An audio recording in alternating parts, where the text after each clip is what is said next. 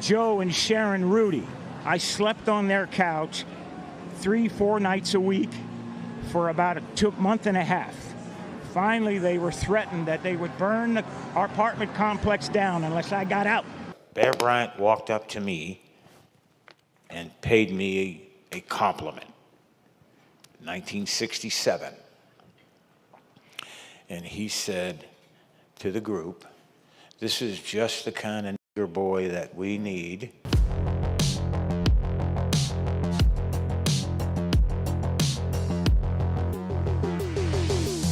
Hi, my name is Reese Waters, and I'm troubled. Don't forget to like the video and subscribe to the page. I want to take a moment out and give a shout out to all of my seasoned viewers out there, all the people who went through things that I talk about in my Races of the Week segment, which I would love for you to check out, back when they were normalized. The stuff that is sensational now, back when it was just a regular day. Because those are the people who the idea of Make America Great Again lands a little bit different. Like, I have an idea in my head of what America used to be like, and thankfully I listen to folks like you guys tell me about what things used to be like. But for you, it's all too visceral. Now, enter Reggie Jackson, who shared the pain of his time off the field in Birmingham with Fox Sports analysts recently prior to Major League Baseball's salute to the Negro Leagues game between the St. Louis Cardinals and the San Francisco Giants. Joe and Sharon Rudy. I slept on their couch 3-4 nights a week for about a month and a half. Finally, they were threatened that they would burn our apartment complex down unless I got out. Bull Connor was the sheriff the year before, and they took minor league baseball out of here because in 1963, the Klan murdered 4 black girls, children, in 11, 12, 14 years old at a church here and never got indicted. They were from the Klan. Life magazine did a story on them like they were being honored. By the way, he had to move out of that building and he moved into the Bankhead Hotel downtown, where he says he mostly just remained in his room because, quote, "I was always afraid."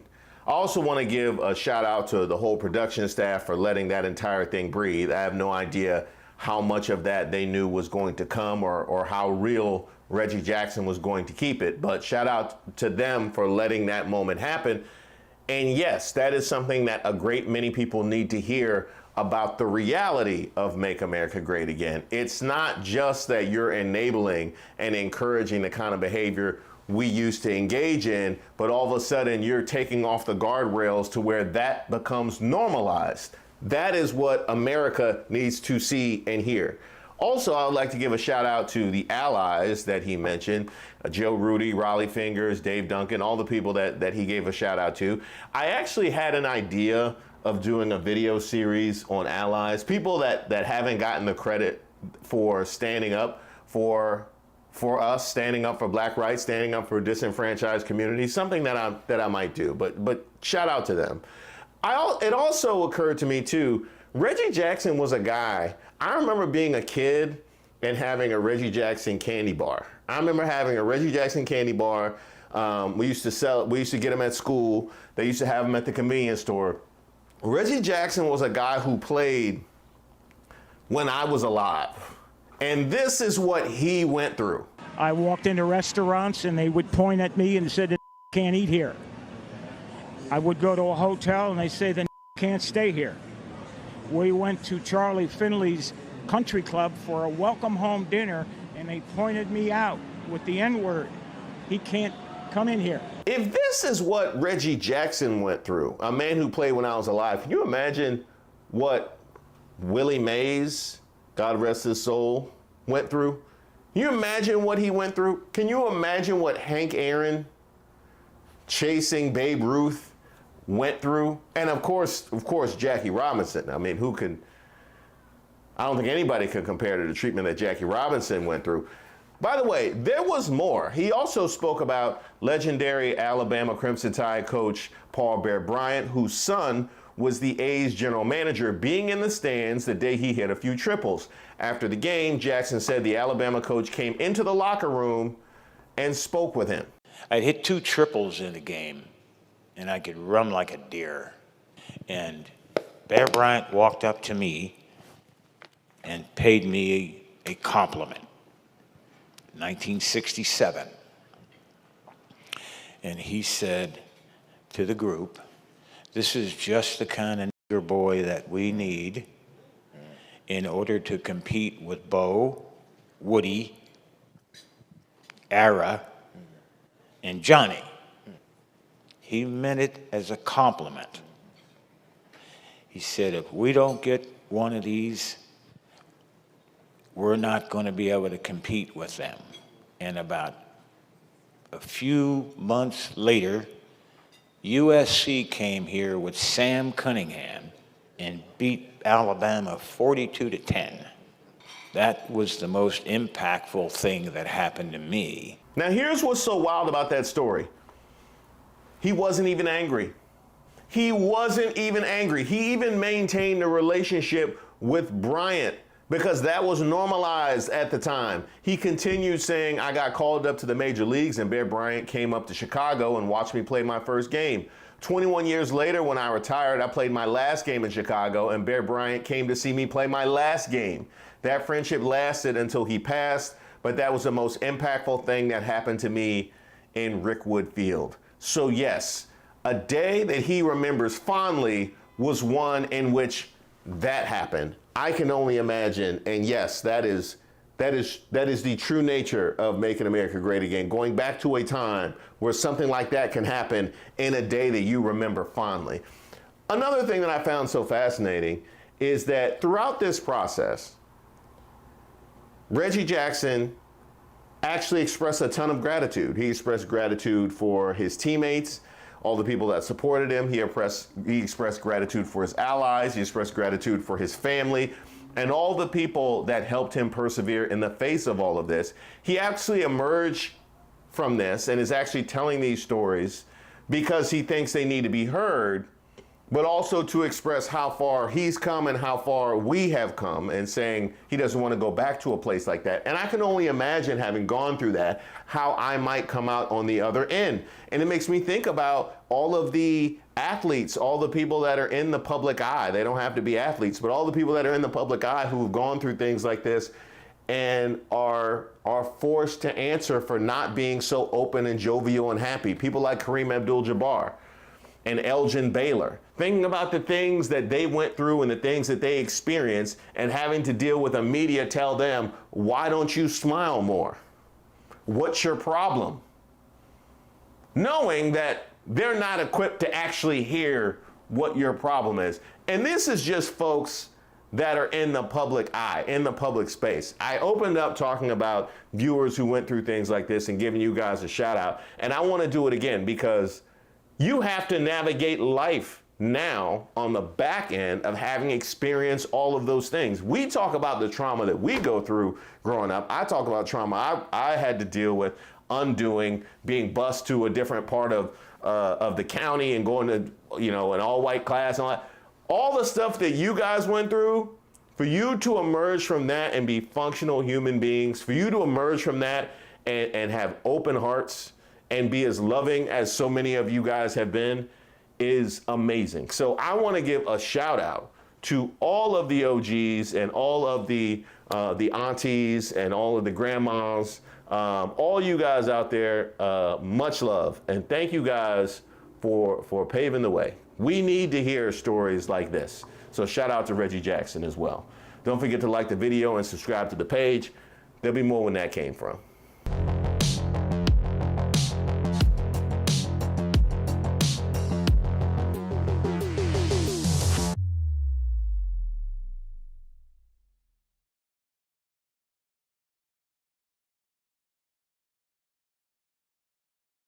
Trump may not have been shot.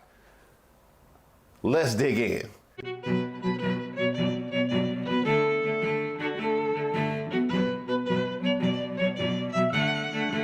Welcome to Street Politics. My name is Reese Waters. Don't forget to like the video and subscribe to the page. Now, here I am, minding my own black business, when I get hit with a swirl of Newsweek headlines.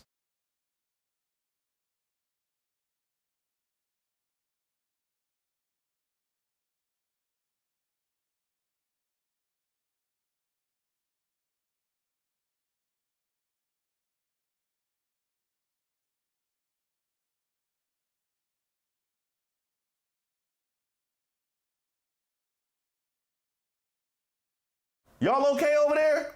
Hey, let's look into what's happening over at Newsweek right now.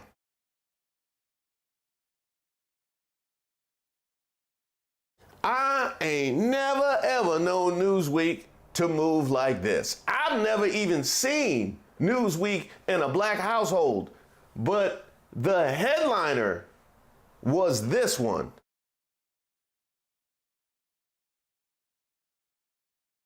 Trump may not have been shot. Let's dig in. FBI Director Christopher Wray said on Wednesday that it was not clear whether former President Donald Trump was shot or hit by shrapnel when a gunman opened fire at his rally in Butler, Pennsylvania earlier this month. The FBI is investigating the July 13th shooting, which killed one rally-goer and seriously injured two others before the gunman, 20-year-old Thomas Matthew Crooks, was shot dead by the Secret Service. Now, my first order of business is FBI, Newsweek, where y'all been? Where y'all been? Because the basic request for clarification and transparency has been completely rebuffed by the national media. In fact, y'all tried to drag Joy Reid when she asked the same questions. We still don't know for sure whether Donald Trump was hit by a bullet, whether he was hit by glass fragments, whether he was hit by shrapnel. We don't have those details. We actually have no details from his physician, even though this man is still a Secret Service protected, and presidential candidate. We knew almost nothing. I need to know where y'all been. So was the strategy, all right, we gonna let them go in and they gonna take all the incoming, and then we just gonna come in afterwards with the exact same facts when everybody's tired. It continues. Trump was rushed off stage with a bloodied ear. He said that night that he was shot with a bullet that pierced the upper right part of my right ear. He said he heard a whizzing sound, shots, and immediately felt the bullet ripping through his skin. He said that in a post on his Truth Social platform. A week after the shooting, the Trump campaign released a doctor's note from Texas Rep. Ronnie Jackson. Not Ronnie Jackson. Not Ronnie Jackson. Not this Ronnie Jackson. And before I introduce him, I just want to say, when he was the doctor at the White House, they asked him, who's healthier? Who's a better physical specimen? Is it Trump or is it Obama? And he said, it's not even close. It's Donald Trump, not even close. I said, I love this guy, Dr.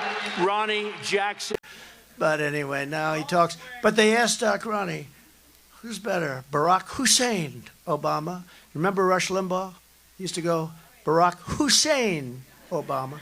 He would scream the word Hussein. I wonder why he was doing that. But he would scream the word. But I'd say, so who's in better health? They would actually ask, the media would ask, who's in better health, President Obama or President Trump?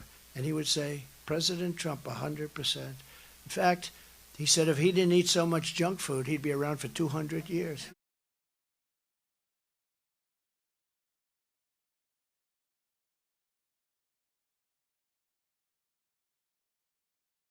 I actually have posted about this already, about the gains of transparency, the benefits of transparency, the kind of scuttlebutt and suspicion that you can dead when you keep it all the way 100 and you let people in on the information.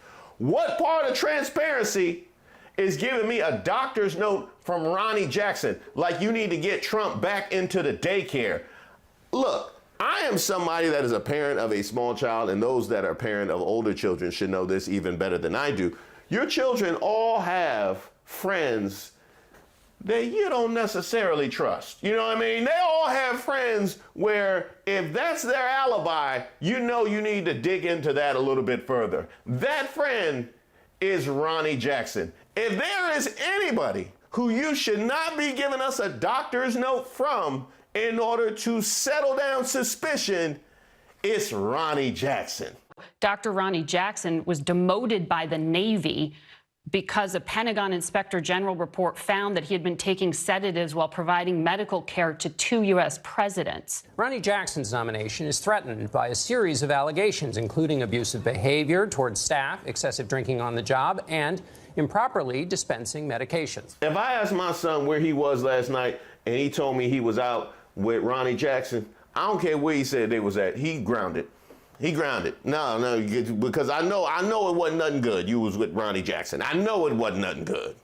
Let's keep going. The Trump campaign released a doctor's note from Ronnie Jackson, who has served as Trump's White House physician, that said Trump sustained a gunshot wound to his right ear that was, quote, less than a quarter of an inch from entering his head and struck the top of his right ear. Trump is doing well, and he is recovering as expected, Jackson said. But on Wednesday, Wray testified before the House Judiciary Committee that it's not certain yet if Trump's injury was caused by a bullet or shrapnel. California Rep. Kevin Kiley asked Wray, to the best of your understanding, how close did the assassin's bullet come to killing President Donald Trump?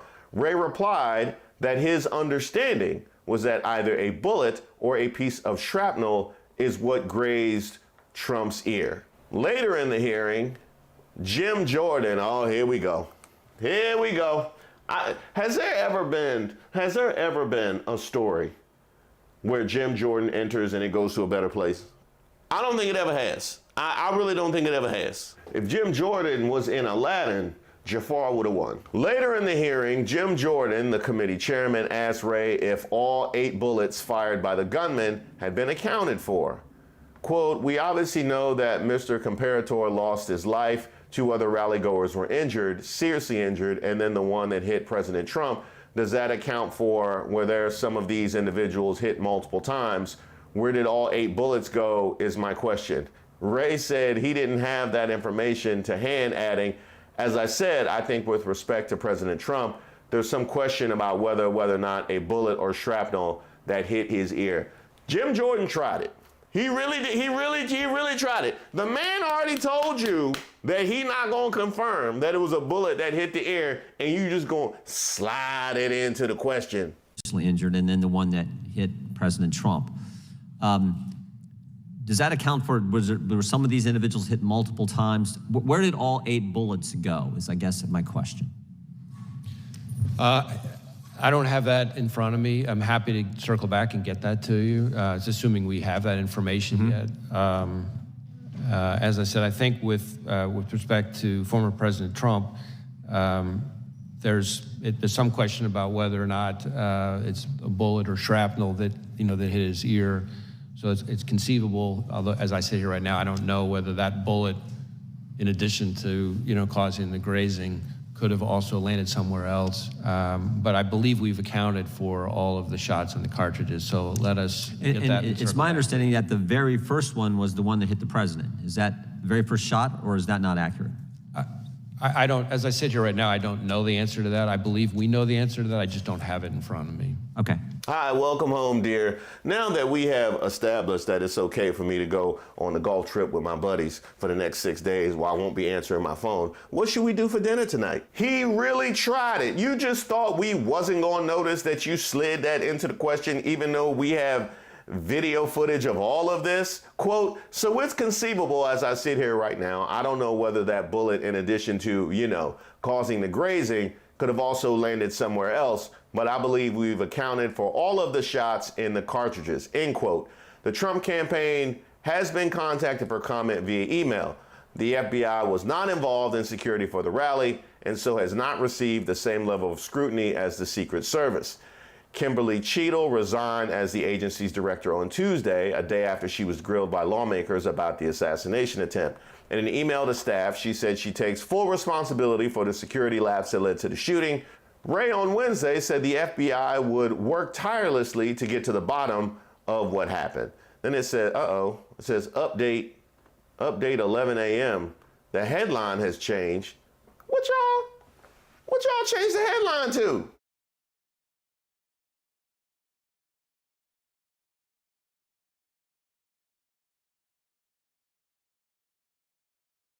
Not changing the headline. Wow. Wow, Newsweek. You let them bully you, Newsweek? You let them bully you? Was this Don Jr.? Was this Don Jr. bullying you?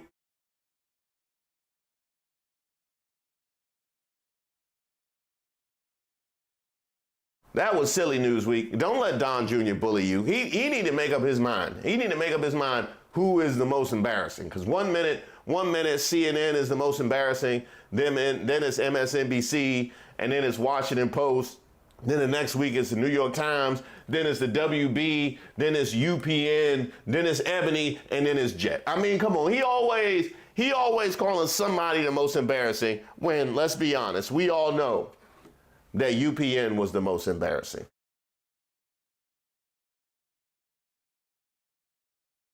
Two takeaways from this that I find fascinating. In this investigation into what really happened at that rally on January 13th, it is the most ardent Trump supporters that are looking to push and verify that he was in fact shot, whereas the people that are the most resistant to Trump, that are the most suspicious. In other words, the people that most back Trump are the ones who basically want him to have been shot. I find that to be an odd place where we live, where the people most resistant to Trump, the people who most despise Trump, are the ones to not want him to have been shot. This is a crazy world that we live in 2024. So crazy, in fact, and this is my second point, that we have a man running for president that claims that he was shot. And the reaction of millions of Americans was,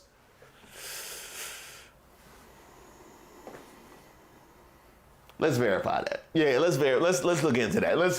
I don't know. You know, I don't know. Well, Newsweek is keeping it all the way real this week. Let's see what the rest of the media is talking about.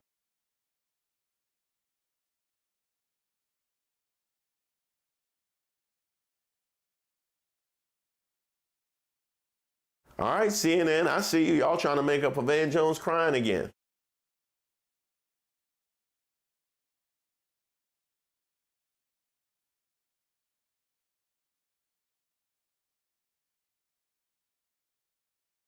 Here come the Wall Street Journal. 2 weeks. Those were 2 weeks apart. I wonder what changed. I wonder what changed in 2 weeks. Well, when I said the best choice, I meant the best choice from the outside. You know what I mean? The best choice thinking that she not actually gonna run. You know what I mean? When she actually run, then she not the best choice. You know what I mean? It's like saying, I feel like Pinot Grigio is the best choice for wine. I'm not a drinker, but if I was a drinker, it would be Pinot Grigio. But if I was a drinker, it would be something else. Apparently, this man was listening to Trump and thought he made some good points. And by the way, Kamala will not be your first female president. She will not be your first female president. It's not the way it's supposed to be. We're not supposed to have a socialist. Look, we're not going to be a socialist nation. We're not going to have a socialist president, especially a female. Especially a female? Especially a female. Woo, boy. That's going to leave a mark. That's going to leave a mark. Especially with J.D. Vance. We're effectively run in this country via the Democrats, via our corporate oligarchs, by a bunch of childless cat ladies who are miserable at their own lives and the choices that they've made, and so they want to make the rest of the country miserable too. And it's just a basic fact. You look at Kamala Harris, Pete Buttigieg, AOC, the entire future of the Democrats is controlled by people without children. And how does it make any sense that we've turned our country over to people who don't really have a direct stake in it? Childless cat ladies. There is growing criticism online right now to those comments, including from actress Jennifer Aniston. April, if your problem in the last election was suburban women, is this what you want voters to be hearing right now? Hell yeah. That's why I put out all these videos. By the way, I have an email list that I maintain, and I have a newsletter that I send out periodically as well. I would love for you to get on my email list. Feel free to shoot me a message at reese.waters@gmail.com. That's reese.waters@gmail.com. And the same goes if you have any suggestions for videos, if you have any nominees for Races of the Week, if you have something that you are troubled by, or you just want to throw me a kudos, feel free to email me. I don't always get a chance to look at all of the comments, but I definitely look at all of the emails and I respond.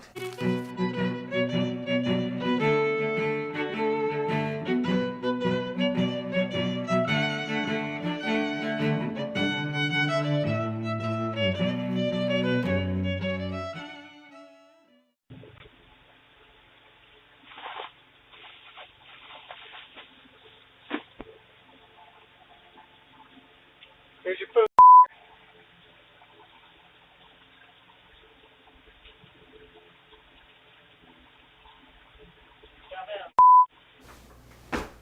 We can't even DoorDash while black.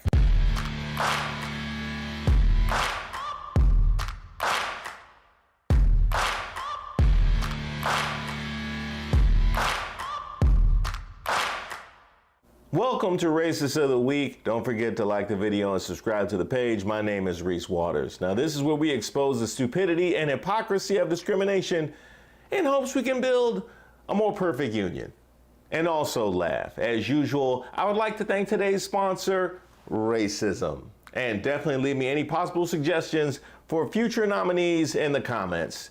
Today's nominee, this Nashville, Tennessee DoorDash driver.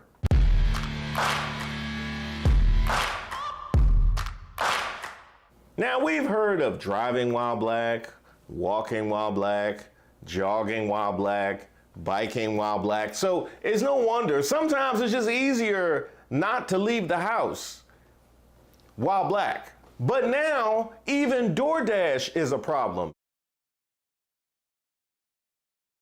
Christina Derica uploaded the following video from her Ring camera from a recent delivery.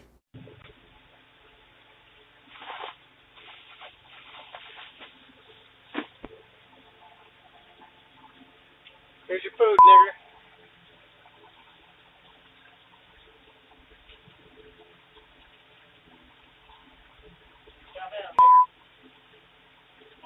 Now, why did it sound like he was talking to a pet or something? Like it just came right out like that was just the normal thing for him to say. An unidentified man approaches the door of her Nashville home and says loudly enough for the audio to be clearly captured by the Ring camera, "Here's your food in." He later repeats the slur as he's walking away. Now I have a number of questions. And the first being, how did you sandwich taking a photo confirming your delivery with two ends?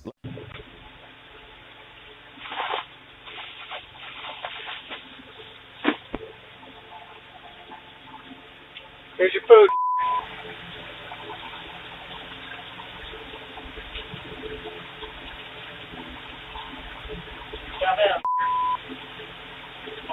I don't understand how you manage to be professional in the midst of being completely unprofessional. Like, you are capturing footage that you made the delivery while ignoring that could be footage of you making the delivery. Like, that is the most baffling. Like, you clearly have shown an awareness of the power of photo and video evidence while ignoring that it could possibly be a thing while you casually drop in.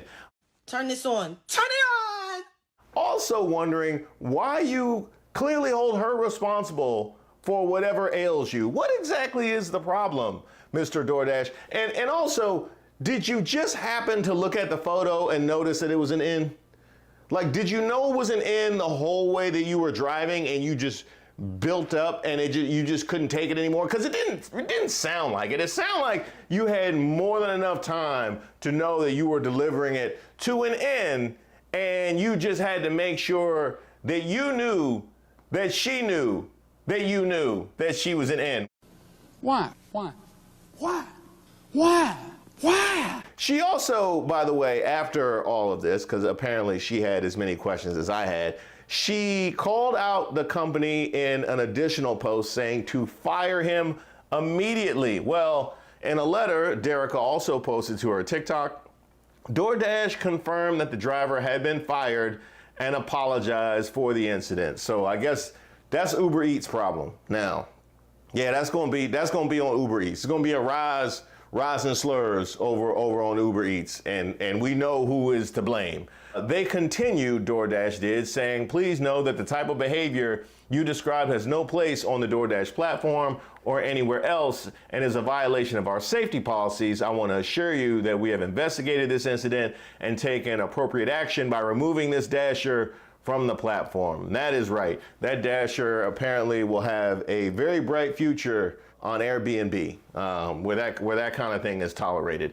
Good on DoorDash, by the way, but we do know that he isn't the only one out there, right? He couldn't possibly be the only one because it was way too casual. In fact, just from researching this story, I found this.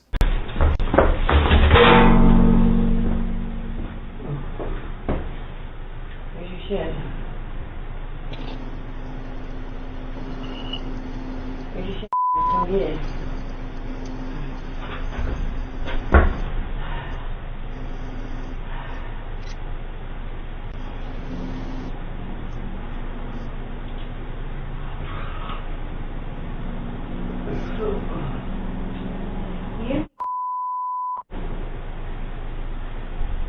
Nobody else got a name, S.H. No.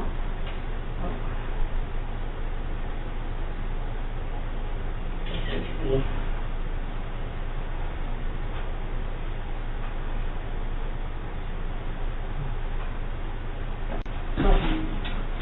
Fuck you.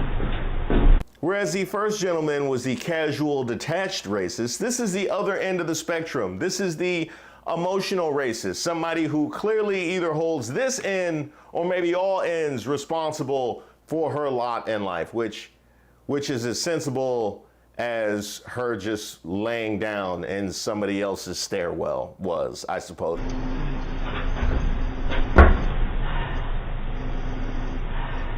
So maybe this is in the era before contactless delivery where you had to do the hand-to-hand.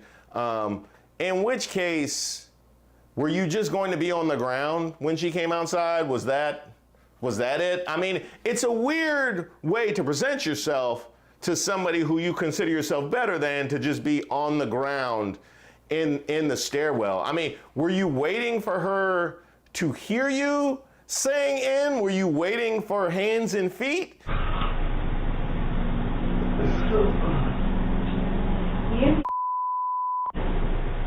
It kind of sounds like you were waiting on a confrontation by virtue of the fact that you were just freely saying it while she could have presented herself at any moment in time, but you were clearly unprepared for hands and feet by virtue of being on the ground in the stairwell. And why am I trying to make sense of this woman's behavior?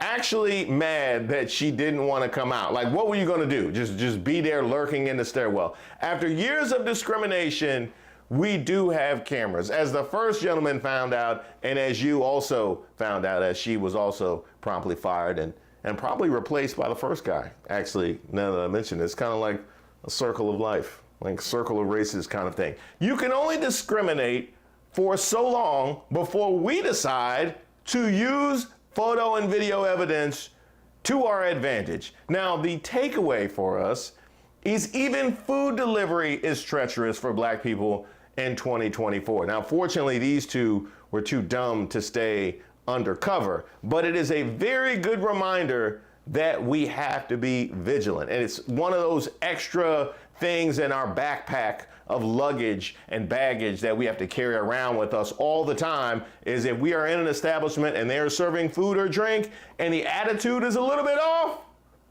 probably trust your instincts on that one. Now, there is some good news in all this, however, because I mentioned in the beginning, walking while black in the open. Well, fortunately, we had a judge who was acquainted with the notion, and he's not even black, the kind of ally that we need. This is Judge of the Harris County, Texas Criminal Court at Law number 5, David Fleischer. Zion Abiola. Mr. Abiola, you're charged with 2 cases. You're charged with evading arrest.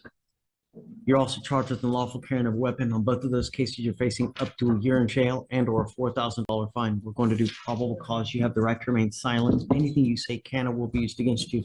You have the right to have an attorney present. If you cannot afford one will be appointed to you, sir.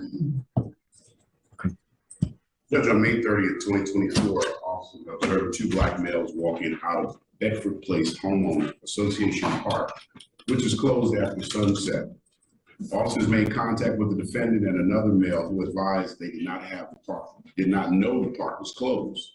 Defendant kept reaching near his waistband and pocket.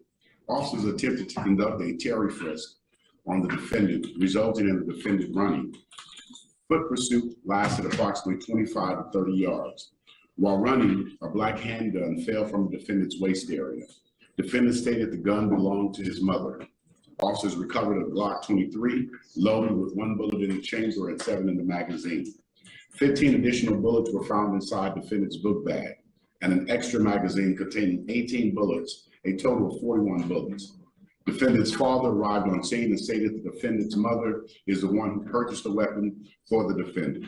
Defendant is 19 years of age. He has 2023 unlawful carrying of a weapon non-suit as a juvenile, no out-of-county criminal record. Here's the rub. What's he doing? Walking while black? What's he doing? What's he doing wrong? Was he under arrest? I mean, all I see is that they go up to him and they just start searching, right? I believe. Walking while black. Mr. Abiola, I'd be very careful. You know, where you go, what you do may not end up well for you. I'm going to find no probable cause on this case now. Thank you, Mr. Abiola, be careful. Just take a seat for me in the back, please. Don't leave. I found no probable cause. Guys, keep it down, please. I found no probable cause. Your cases have been dismissed. The only thing I'm going to counsel you is to be careful. Don't go to parks after hours. Otherwise, they're just going to harass you. You understand? Okay, good luck, man. You're free to go. I absolutely love that video. I absolutely love that video because way too often this kind of conduct just gets rubber stamped by judges who basically don't want to ruffle any feathers and basically want to curry favor with a group that they're going to have to work with every day. And as a result, not doing their job, like actually not doing the job that they were elected to do. So I want to thank David Fleischer for actually deciding to do the thing that he was elected to do and represent the people of Harris County, Texas. That was dope, and we need many more like him. But congratulations to the racist DoorDash drivers.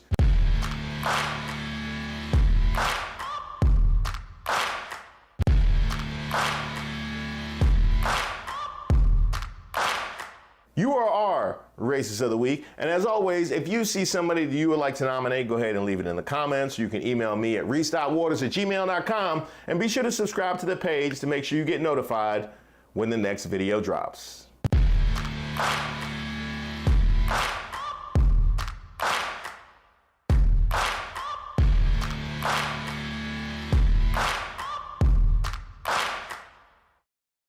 How were they allowed to repeatedly take black children into their homes, specifically black children?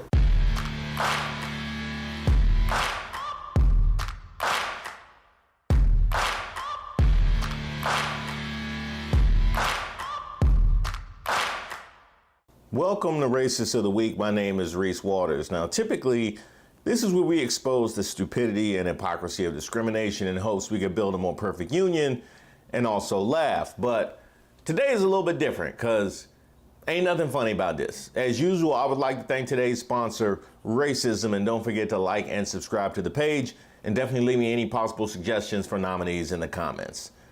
Today's nominees, Donald Ray Lance and Jean K. Whitefeather are facing multiple charges after being accused of enslaving their adopted black children, who were found living in a locked barn. The couple, residing near Charleston, pleaded not guilty to the charges after the children were discovered in a dilapidated shed, allegedly following forced labor on the surrounding farmland. The judge overseeing the case stated that Lance and Whitefeather targeted their 5 children, aged 16, 14, 11, 9, and 6, specifically because of their race, essentially using them as slaves. According to the original arrest report from October, the 2 oldest children were confined to a squalid 20 by 14 shed without lights, food, or running water, and were monitored by a camera positioned in the top left corner of the room. During a wellness check, the children were found wearing dirty clothes with sores on their feet, and the shed had no means of being opened from the inside. Now I'm gonna have to stop us right here because this is a case where this couple has repeatedly adopted black children. And I understand that cross-racial adoption is a thing and can lead to some great results in some cases. But in this case, I have to ask, what was the explanation for this white couple in West Virginia repeatedly adopting black children? I'm not saying it's not possible for them to have good intentions, but for them to have good intentions, they would either have to have a deep, abiding appreciation and love for black culture, or they would have to have a deep space of empathy for the black condition in America or Pan-Africa and want to do their part to make it better. I find it hard, no, impossible to believe that this couple that treated these children this way convince you that either of those things was true. There's no way they convinced you that either they were really down with the cause or really down with the culture. And without either of those two things, how were they allowed to repeatedly take black children into their homes, specifically black children? Now, the shed was situated on the couple's 5-acre property in Sissonville, West Virginia, valued at $295,000. They also own an 80-acre property in Tonasket, Washington, which they sold for $725,000 following their arrest in October.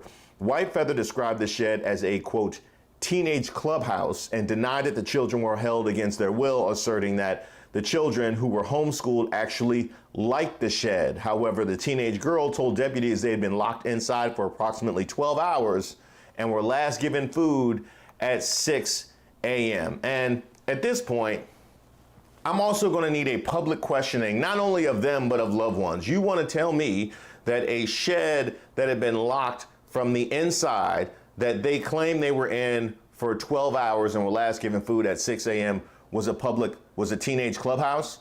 I'm going to need I want these people to answer for these things publicly. Also, I want their loved ones and anybody around them to have to answer for these questions publicly, because I already asked how they were allowed to take black children into their home repeatedly. If you are their brother, sister, uncle, cousin, mama, whatever the case may be, and you see them repeatedly taking black children home, and even if they're able to hide their racism, the fact that they clearly don't seem down with the cause of the culture, but yet seem to be hoarding black children wasn't problematic to you. I need answers. Inside the shed, the children were forced to sleep on a hard concrete floor with only a small RV porta potty available and no running water. Doesn't sound like any teenage clubhouse I've ever been to or heard of. The criminal complaint emphasized the dangers, stating that if there had been a medical emergency or fire, the children would have been unable to escape to safety. Court documents also revealed neighbors reported the children were made to perform farm labor and were not permitted inside the main house. Now, this is where I somewhat absolve the neighbors, because apparently they had called and complained of potential issues and things being problematic inside that household. Why absolutely nothing was done. Why absolutely nothing was done. What needed to happen? What needed to happen in order for the neighbors' complaints to be taken seriously? This is just another in a litany of evidence that we have on how black suffering is treated in this country. But yes, by all means, I'm sure help is on the way with Project 2025 turning their attention to DEI. Now, 3 hours after the initial discovery, deputies found a 9-year-old girl in a loft inside the family's locked main house. Lance returned home with the 11-year-old boy, while White Feathers surrendered their 6-year-old daughter to authorities who've been staying with friends from the couple's church. Yeah, the couple's church. Good to know that they were getting their church appearances in. The children were found with various health issues, and photos taken by White Feather's brother a week after the arrests documented their poor condition. I need to know the circumstances that White Feather's brother took these photos. Were these photos taken to document the condition, or were these photos taken just for no reason and then seized? I also have questions about the church people who apparently were keeping these children and had absolutely nothing to say about their condition. Yeah, sounds real close to Christ. Their bond was increased to $500,000 each, up from the initial $200,000 due to the severity of the charges. The latest indictment alleges that the couple committed human rights violations by forcing their children into hard labor because of their race. Kanawha County Circuit Judge Mary Claire Akers, who presided over the case, noted that this was the first case of its kind she had encountered in her career and deemed the original bond insufficient given the severity of the crimes. She stated, along with human and neglect with serious risk of bodily injuries or death, I don't find the bond to be sufficient, and credit to that judge for taking that in her own hands. Prosecutors previously raised concerns that the couple's joint $400,000 bond posted in February might have been funded by their alleged activities. Kanawha County Assistant Prosecuting Attorney Christopher Krivoniak reported that the couple, who had previously claimed to have no assets or income, sold their 80-acre ranch in Tonasket, Washington for $725,000 in February, and 3 days later, White Feather's brother, the one who took the photos, posted two $200,000 bonds to secure their release. Subsequently, on March 28th, they sold their home in Sissonville for $295,000. Despite whether the money was obtained legally, prosecutors argued it was initially intended for. So one thing I take from this is that these people have money. As much as we point the finger and talk about how racism thrives in this kind of low income, low information environment, these are people that actually had money and access to assets. They had goods. I also need to bring the brother in. I need to bring the brother in because either you're telling me that you had no knowledge or understanding of what was going on, but now, which I find hard to believe, as I mentioned, these people repeatedly taking in black children. You're either telling me you had no knowledge of what was going on, you received all this new information of the charges, and you still want to proclaim their innocence, or you're complicit. That's it. That's it. That's it. I need to hear from you, sir, because some things are not, oh yeah, let me go bail my kin out of jail. I'm not having my money on bailing you out of jail for this. I need to hear from him. The couple had no prior criminal complaints, by the way, in West Virginia, but complaints were made against them in May and September of last year, but deputies didn't find any wrongdoing during their visits. Let me guess how they went. Yeah, officer, I don't know what they called about, but we good folks. We good law-abiding folks, and so you can trust me. Wink, wink, nod, nod. They observed the children inside the home, including seeing them eating dinner on one occasion. Guess that's all it takes. CPS was also contacted by neighbor Stacy Miller, who described seeing the children engage in what appeared to be forced labor in the yard, standing in a line with their heads down. The couple's initial bond money is now held by the court, with Krivoniak suggesting it could be transferred to the children in the form of a trust fund. And I want to forget that being a suggestion. That should be a given. These kids should get their reparations now. White Feather's attorney Mark Plants argued there were two sides to the story, asserting that there was a key inside the shed and that the allegations sounded worse than the reality. However, given the evidence and severity of the charges, the couple faces a challenging legal battle. Their next court appearance is scheduled for September 9th. And I find that curious, that story about the key inside the shed. Yeah, the key inside the shed that nobody knew about until charges were filed. And now we can give it as a possible defense. I want to know what the other side is, because the best case scenario is child abuse. That's the best case scenario is abuse. If you are able to somehow convince me that this was not racially motivated, which sounds crazy when you're repeatedly adopting black children, to kick it in Sissonville, West Virginia, okay, as a white couple, if you're somehow able to convince me this wasn't racially motivated, then you have a devastating abuse case. That's your best case. So congratulations, Donald Ray Lance and G&K Whitefeather. You are our racist of the week, because no, I do not believe that. As far as I'm concerned, there is no punishment too severe for these people. As always, if you have somebody you would like to nominate, leave it in the comments. You can email me at reese.waters@gmail.com. Be sure to subscribe to the page and make sure you get notified when the next video drops.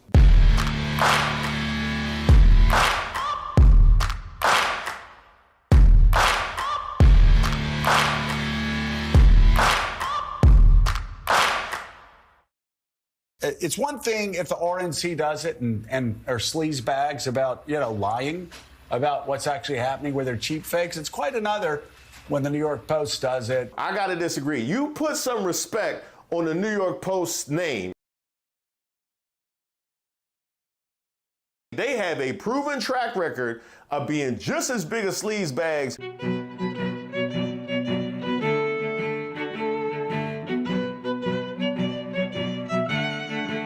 Welcome to Street Politics. My name is Reese Waters. Don't forget to like the video and subscribe to the page. Now, many of you out there saw this.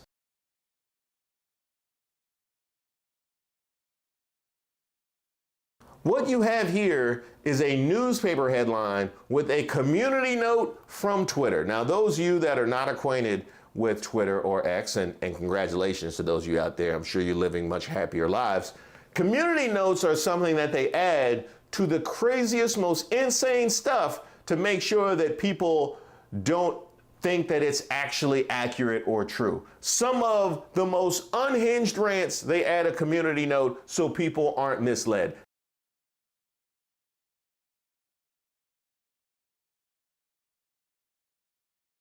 They don't use it nearly as much as they should. So if they're throwing a community note on it, you know it's all the way wrong. What makes this so fascinating, this isn't a community note on a tweet. This is a community note on a newspaper, which means something that wouldn't have been okay for Twitter or X, which is the most wildly inaccurate platform probably ever in existence. Something that wouldn't have been okay for Twitter or X was okay to publish on the front of a newspaper. And that is the current state of our news, or at least the current state of the New York Post. I believe this tweet sums up the situation perfectly.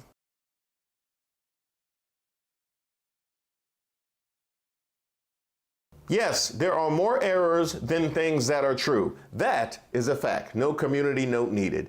And just in case, if you were wondering, there's no better way to prove that something is false than Don Jr. posting it. I mean, if Don Jr. congratulated the Celtics on winning the championship, I would have to look it up to be sure. I would actually love if he did that, actually, because I refuse to accept it. There he is. Where's he going? Look at the right part of the thing. There are three guys standing to the right when they fan the thing out there. Right, so he's the only one wandering. Look at that guy right there. Look at the guy. Okay. I'm not going to. It was a pretty misleading video because what you're seeing here on the left is the New York Post edit, that version. That's all people could see. It zoomed in. It was claiming that Biden appears to be wandering off. But when you actually zoom out, like you do here on the right, you can see the full picture from the unedited source pool cameras, where very clearly he was talking to skydivers who were just out of frame as he was standing next to all the world leaders. You can see them there at the bottom. And I mean, so that one was very obviously misleading. Yeah, and that one was deceptively edited, right, to show Biden and make it appear, again, as if he's just wandering. Staring off into the distance. Has no idea what he's doing. But that is literally what you hear in right-wing media. Now, I was initially angered by this, but after the anger, I actually found a little bit of joy and gratitude because the New York Post just exposed themselves. Yes, something that I learned probably about 10-ish years ago, because I was living in New York and I was seeing New York Post headlines and I was like, that doesn't seem accurate or wild. That doesn't seem fair or balanced. What is the New York Post talking about? Something that I learned, the people behind New York Post are the people behind Fox News. News Corp. That's right, Rupert Murdoch. That is what you are looking at when you read New York Post. And it's clever that they don't advertise that because they know how you would react if there was a Fox News newspaper. Nobody would take a Fox News newspaper seriously because you don't take a Fox News channel seriously. But New York Post gets to hide behind the fact that it is the exact same thing. You know what? If there was a Fox News newspaper, I wouldn't even burn it. I don't think. I wouldn't even burn it because the fumes might make you stupid from inhaling the fumes from Fox News newspaper. And they know that's how people would react because we all know what Fox News is about. And here at the White House yesterday, President Biden appeared to forget the name of his own DHS chief. My name's Joe Biden. I'm Jill Biden's husband. Thanks to all the members of Congress and Homeland Security Secretary. I'm not sure I'm going to introduce you all the way. But all kidding aside. And now the full clip. I'm not sure I'm going to introduce you all the way. But all kidding aside, Secretary Mayorkas. That's just lazy. That's just lazy. They're not even trying hard at this point. Like cutting off the frame and cutting a video right before the name was said. That's like something that a junior high schooler would do in order to try and convince her crush that his girlfriend is cheating on him. Like this is so juvenile. And you're not even trying hard. Now, I have to think after being caught out so publicly right here with Secretary Mayorkas and the G7 summit, after being caught out so publicly, I would think that they will go into their hole and actually be legitimate news for a little while before trying to emerge and pushing their misinformation before the election, right?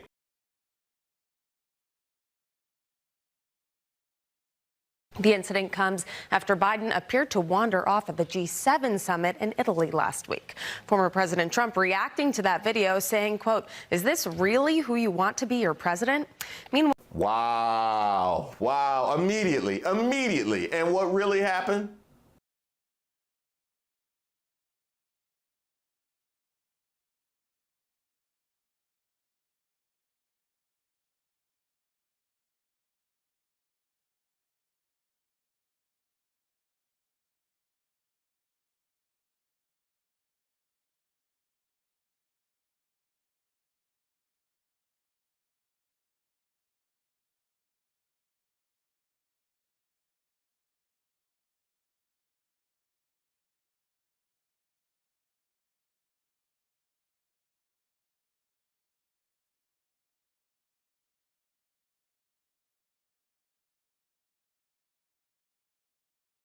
The absolute lack of shame. I mean, the absolute lack of shame. At least give it a minute before going right back to the lies. I mean, anybody that's ever been a liar at any point in their life, and I definitely was before about the age of 10.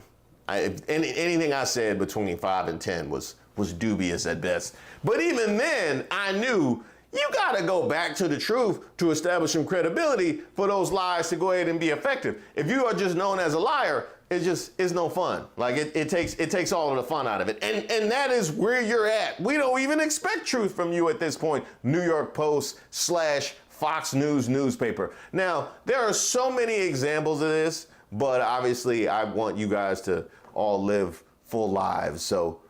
So I can't hit them all, but just know they're out there. But basically how this goes is crazy people say crazy stuff on social media.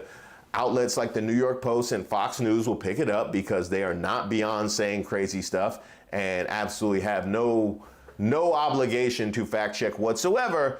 And once it's said on Fox News, then it's said by Trump. He had no idea where the hell he was. He's watching a parachute land and he turns around to look at trees. And that, of course, amplifies it. What do they say? A lie makes it all the way around the world twice before truth gets out of bed. Yeah, and truth definitely doesn't get out of bed before a Trump rally. Truth is definitely in bed all during the Trump rallies. Although I will say this, he is liable to say anything during a rally. And I have the wounds all over my body If I took this shirt off, you'd see a beautiful, beautiful person. But you'd see wounds all over me. I've taken a lot of wounds, I can tell you. But look at my African American over here. Look at him. And rinse and repeat over and over again. They know exactly what they're doing, Willie. I mean, they are pushing disinformation.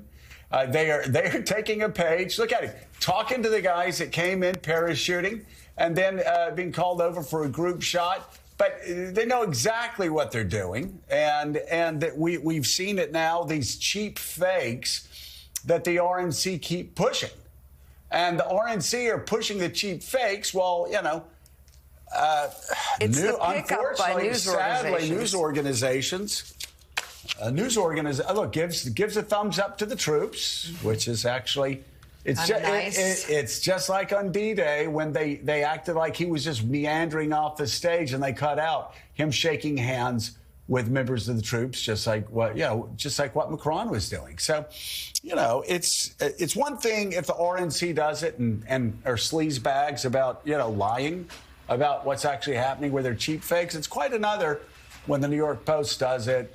I got to disagree with you there, Joe. I got to disagree. You put some respect on the New York Post's name, okay? They have a proven track record of being just as big a sleaze bags as the RNC. I know, I used to live in New York. I have seen the headlines.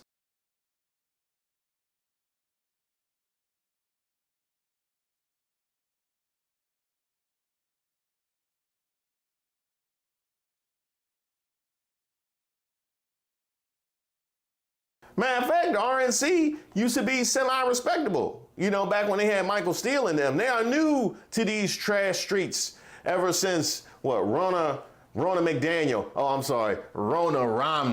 and then the Trumps took over. They like, RNC like a family that fell on hard times. Fox News is always talking about people struggling to survive. Where's the outreach for the poor RNC that's out here looking derelict and shameless? Folks, that's what Juneteenth is all about. That's why I awarded the Medal of Freedom to Miss Oprah Lee as well, the grandmother of Juneteenth. She knows so long as she was denied, our freedom can never be secured. Her decades-long march brought her here to the White House when she stood by my side as I signed the Juneteenth federal holiday and handed her the signing pen for helping make Juneteenth possible. Oh, I see. I got it, Fox News. You're busy mocking the millions of Americans who suffer from stuttering, and you'll use someone who overcame it to prove your point. White House lawn's never seen anything like this before. That was outstanding. Thanks to all the performers here tonight and to help us feel the power of black culture that is American culture. With a fitting tribute to Juneteenth.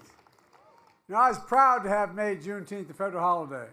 And I'm grateful to the members of Congress who are here today who helped make it possible. Well, I'm sure your Ken New York Post will have it in no time. By the way, I also have a piece coming up about Sinclair Broadcasting because it actually has started to infiltrate our local news. I know you feel like local news is something that you can trust, or at least network news is something you can trust. Not so. Look up Sinclair. I have a piece all about it soon. Now, just to be fair and balanced, since Fox News has totally walked away from any feelings of fairness or balancing, just to be fair and balanced, I thought I couldn't post all of these clips of Joe Biden with at least a few of Trump.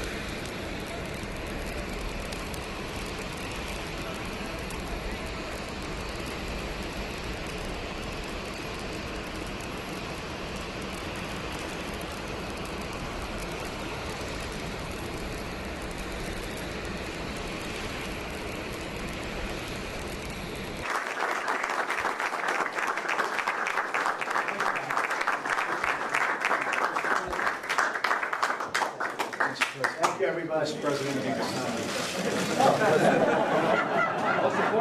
I'm only signing it because it costs nothing.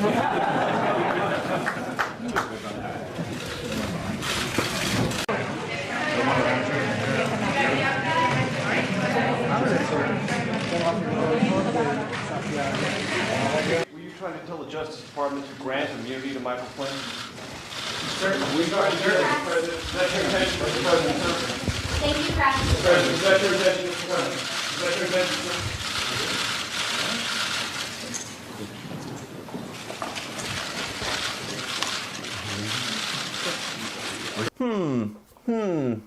I wonder what Fox News had to say about that. People are talking about how Trump's losing it because Joe Biden's losing it too. Trump's kidding around. He's having fun. He's kicking about talking about Hannibal Lecter. He's looking in the audience. He's playing around. And now people going, Trump is losing it. No, he's having fun. Sounds about right.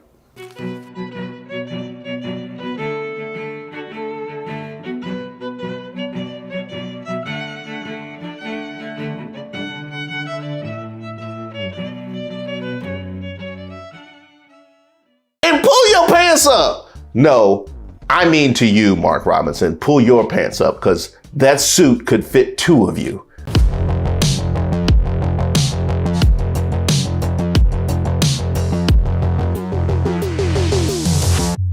In the newest entry in my series of people you never want on your team during Black Trivia, I present to you Mark Robinson, a man who's been called both, quote, better than Martin Luther King Jr. and like Martin Luther King on steroids. And you might be thinking, finally, our time has come, a black leader to lead us to the promised land, just as Martin foretold. Hallelujah! But when I tell you the person who said this was Donald Trump. This is Martin Luther King on steroids, okay? It quickly becomes clear that this must be the kind of steroids that rots your brain, alters your mood, and makes you sterile. Now, I have no idea if Mark Robinson is sterile. I just hope so. Now, who is Mark Robinson? He is the lieutenant governor of North Carolina who's currently running for governor. And I can only assume the reason the Tar Heels bowed out in the Sweet 16 from this year's NCAA tournament, which featured no less than 3 teams in the Elite 8 that finished under them in the ACC, which they won. And no, I'm not bitter. But the thought of winning the tournament, then having to go to the governor's mansion and shake hands with Mark Robinson, that would motivate me to crash out too. This is a man who once called the civil rights movement a communist plot to subvert capitalism, and that so many freedoms were lost during the civil rights movement. And yes, that is true. Like the freedom to subjugate others. Gone. Where'd it go? You know, the most precious of American ideals. And while we're at it, you know when freedoms were really lost? When we made laws in the first place. Who needs them really? Now, my third when freedoms were lost would be when cargo pants went out of style, which still gets me heated. I mean, seriously, where am I supposed to put all this stuff? Now, as I outlined in my previous entries in this series, having a black face to spew this asinine defense of white supremacy is invaluable to the power structure. Let him do the work for you, and he might take a couple misguided souls with him. He's the inside man on the job that everybody knows is on the take and nobody trusts, but he's on the team nevertheless. The shameless part is because it's so invaluable, people like this will be elevated until their entire fraud is exposed. It only takes one with the right combination of self-hatred and shamelessness to pull it off. The kind of man that would post that he doesn't call himself an African American because Africans were primarily responsible for the slave trade. No, you don't call yourself that because we waived you in the racial draft. Now, very truthful jokes aside, you can surely point out the culpability that Africans had in the slave trade, but also absolving European and American responsibility, then extending to them credit for ending slavery. You don't find that suspicious? You don't find that suspicious? You don't find that suspicious?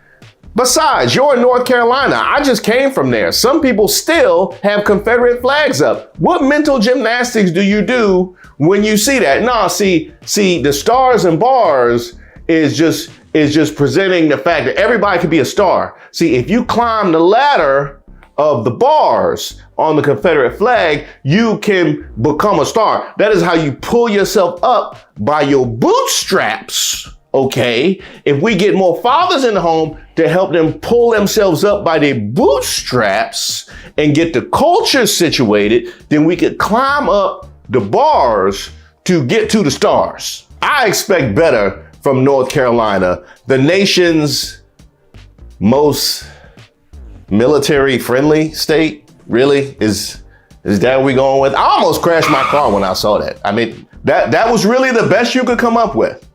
Okay, I definitely expected too much.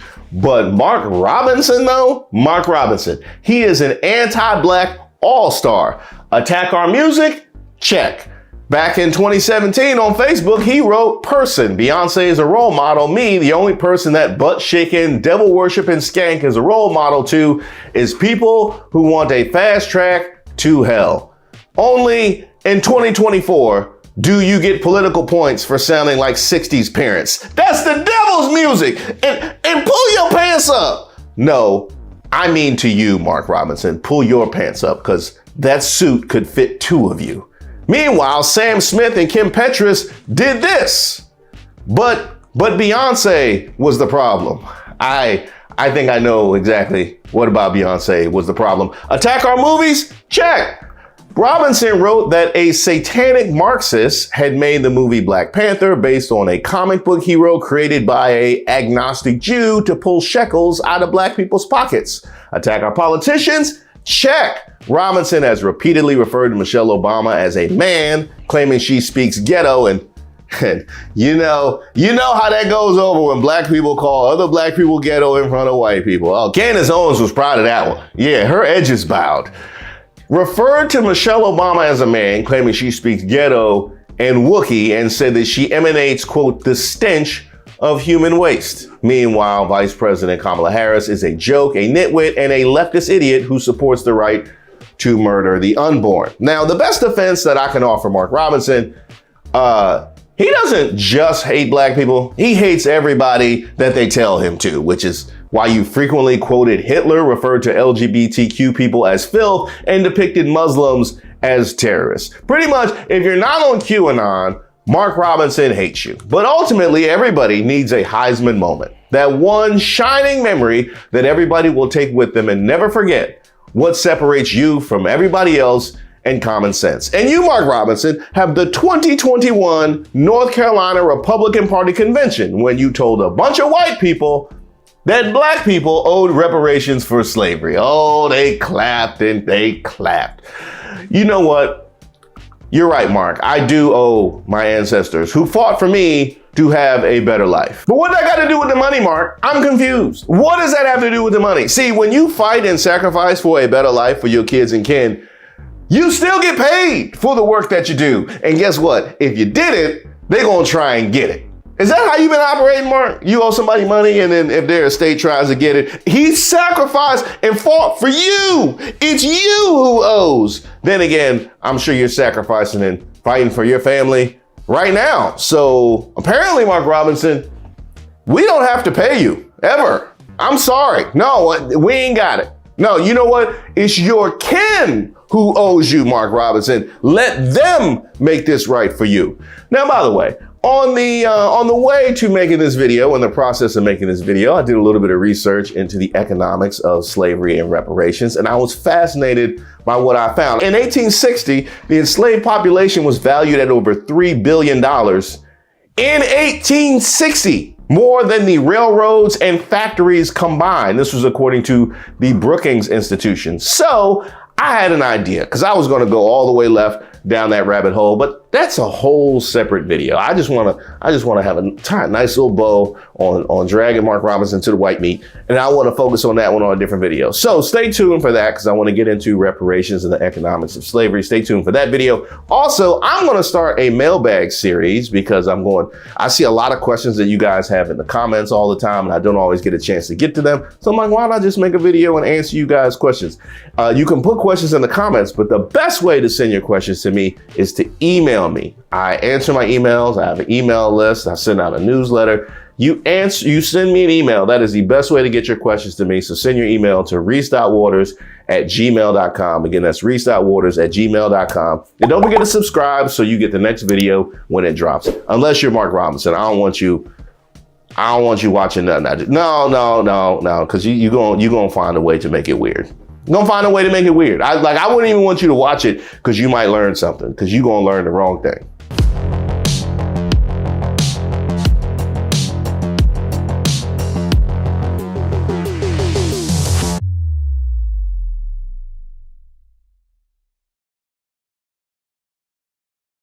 I ain't paying.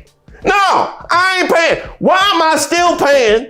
Why am I still paying when I gotta take off work to take care of my kid for something you gave him? King Biden, we need to eliminate that immediately.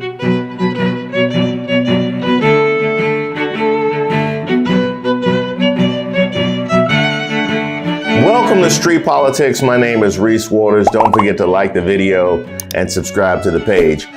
This can't be the same Supreme Court that we grew up with. Ain't no way. No, ain't no way. This Supreme Court ruling on presidential immunity has ignited a fiery debate about the balance of power within the United States government, drawing comparisons to a monarchy by expanding the scope of presidential immunity, particularly in the context of official acts. The court's decision has fundamentally altered the landscape of executive accountability. Now, critics, namely me, argue that this ruling effectively shields the president from criminal prosecution for actions taken in the course of official duties, potentially emboldening future presidents to wield their powers without fear of legal consequences. In other words, we made kings.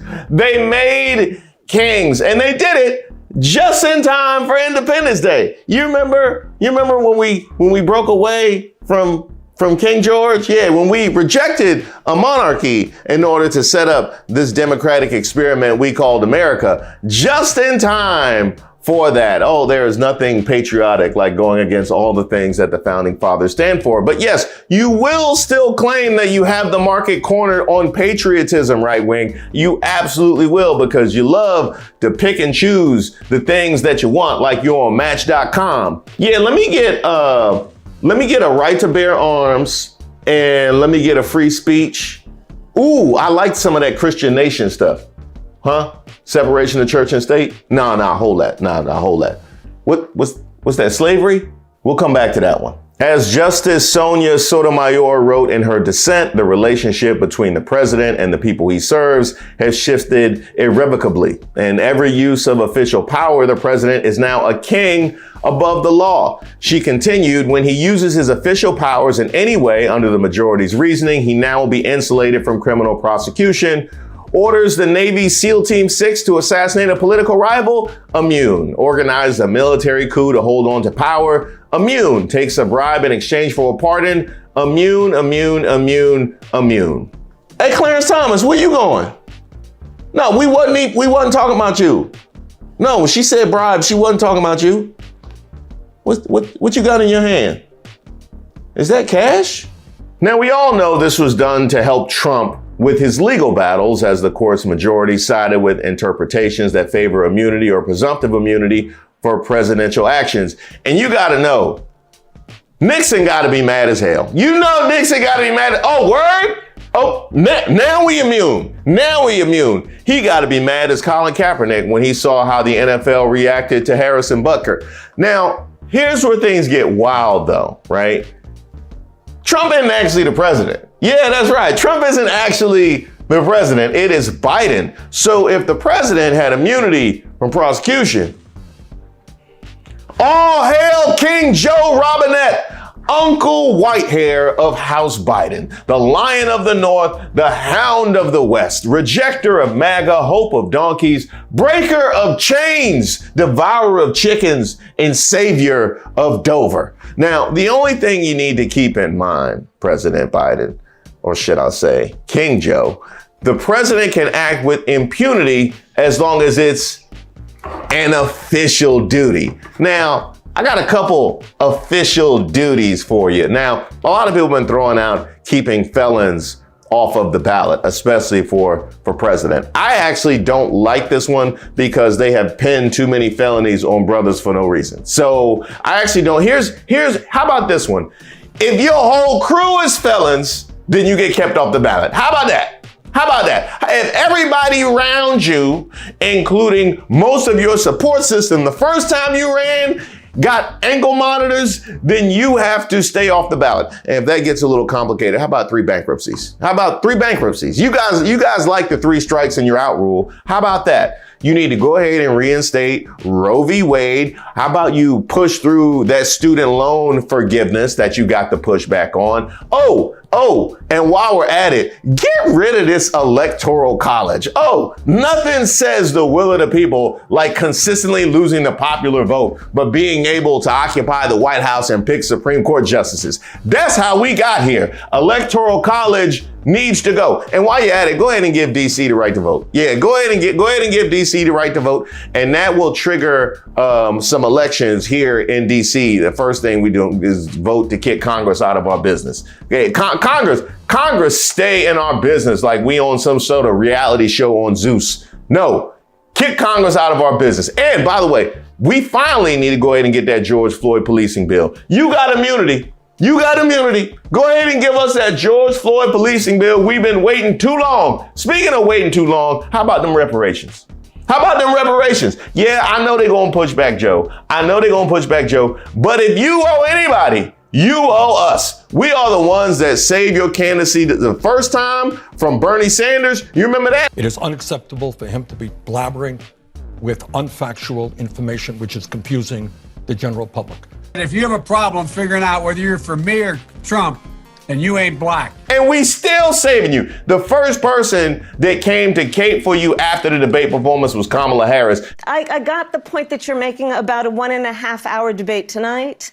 I'm talking about 3.5 years of performance in work that has been historic. And nobody brought the smoke to CNN like Jim Clyburn. I don't like a debate where nobody will do any fact checking. You just say what you want to say. You know it's a lie. The guy told 30-some-odd lies, and nobody checked him on it and said that was up to Joe Biden to do. I'm not too sure. If I ask you a question and you lie to me with the answer, I ought to follow up. How about CRT? Here's where I'm going to agree with the MAGAs. We need to get rid of CRT. We need to get rid of critical race theory. We need to rebrand it under the title American History. It's just American history. That becomes American history. Go ahead and get rid of the outside money and lobbying. Go ahead and get rid of Citizens United. Yeah, I know. They pick and choose that one. They just decided haphazardly that was one of the things they didn't want to support. Let's get rid of that. I will throw them a bone. I'm gonna throw MAGA a bone, okay? 10 Commandments in the classrooms, that's fine with me. I got no problem with 10 Commandments in the classroom. But if you vote in support of 10 Commandments in the classroom, then your kids have to wash all the other kids' feet. Yeah. No, because Jesus washed feet. Yeah, I saw it on the commercial. Jesus washed feet. No, because we're not picking and choosing. No, we are not picking and choosing what we take from the Bible, okay? This is not a white planet or white people meat or whatever it is that y'all use. No, we are not doing that. And a lot of people have thrown out to have SEAL Team 6 raid Mar-a-Lago. I think just to be easier if you just throw a tariff on Botox. If you throw a tariff on Botox or you stop all shipments of Botox from going to Florida, they will destroy each other. It's going to look like a Target or Walmart during the pandemic, okay? They will take care of themselves. Fox News, make them the nation's leaders in DEI. I want to see nothing but black faces on Fox News. Yeah, you gonna hear these lies, but you're gonna hear these lies from black faces. Let's see how long they can tolerate that. Also, I want to ban red hats. Yeah, no more red hats because it gets confusing. It's been a lot of Bulls fans, a lot of Chicago Bulls fans, and Los Angeles Angels fans been getting side eye from me. All these Trump flags and Confederate flags, they can stay up, but they can't come down. No, go ahead and make them permanent. Because I want to know, once we as a society have evolved past this partisan racist nonsense, I want to know who was there talking out the side of their mouth. I need to know. No, I need to know. You keep that Trump flag in perpetuity. We need to return Twitter into the publicly owned utility that it should be. Yes, and also change the name back to Twitter. As Mama named it Twitter, I'ma call it Twitter. Also, we need to stop everywhere I go, they asking me for tips. I mean, really, they asking me I was at McDonald's the other day and they asked me, did I want to tip the person at McDonald's? Like, this is unacceptable. I don't appreciate this pressure for getting 10 gallons of gas. Like, I feel like I got to tip somebody. This is that we need to get rid of that. Also, speaking of driving, pedestrians on the road, unless you are somehow infirmed or elderly, you got about 10 seconds. You got 10 seconds. No, because we're not going to disrespect me and just pretend like my life ain't on hold. You just ambling across the street, checking your phone like you not making me late to my appointment. You got, after 10 seconds, whatever happens, happens. Okay, whatever happens, happens. It's mutual combat on the road after 10 seconds. How about parents will like this one? Because I'm a new parent of 2 young children. If my child gets sent home because of something they picked up at your daycare, I ain't paying. No, I ain't paying. Why am I still paying? Why am I still paying when I gotta take off work to take care of my kid for something you gave him? King Biden. We need to eliminate that immediately. We need, no more wigs in them Tyler Perry movies. Okay, he's clearly irresponsible. He doesn't know when enough is enough. He's very irresponsible. Also, I want to rescind the Celtics' latest championship. Yeah, they did, because they ain't play nobody. They didn't play nobody. No, take that Matter of fact, take all the Celtics championships, rescind all the Celtics championships that happened after they defiled Bill Russell's bed.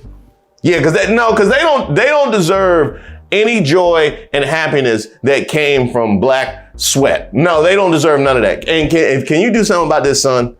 Because it's doing way too much. This son is doing way too much. It's taking his job way too seriously. I gotta stay inside. I'm being blasted with AC. Speaking of which, all the people that's denying global warming, they get no AC. No AC. No, you want to be out here talking about denying global warming, then you be outside in your not warm globe. Okay, you enjoy that. Now, since we are actually in July, and this is when we celebrate our independence, 48 hours of fireworks only. You get 48 hours. That's 24 more hours than you probably need.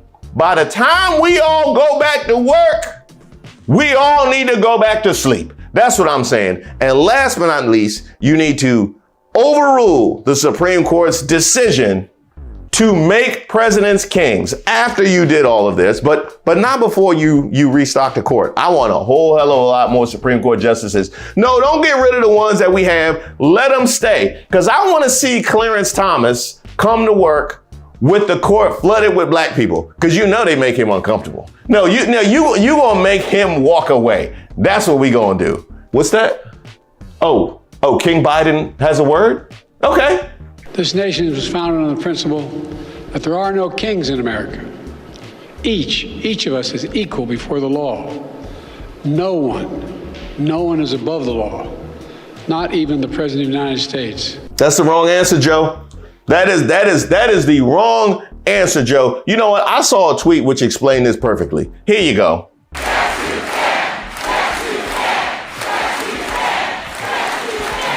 I am sick and tired of the Democrats constantly feeling like they got to play by the rules. If you can't hold them accountable, ain't no rules. Ain't no rules. Stop being out here pretending like you are playing a game in an environment that no longer exists. I'm sick and tired of all the excuses and complaints about losing. Because you know who you sound like. Democrats, you know who you sound like. Constantly complaining, oh, look what the Republicans did, look what MAGA. You know who you sound like. Starting to sound like Trump. Yeah, you're starting to sound like Trump. It's always an excuse. It's always an excuse. No, what I need from you, King Biden, and what I need from the Democrats is a little less Trump and a little more Obama. If the voice in your head says, I don't think we can do this. I don't know if this is right. Yes, we can. Yes, we can.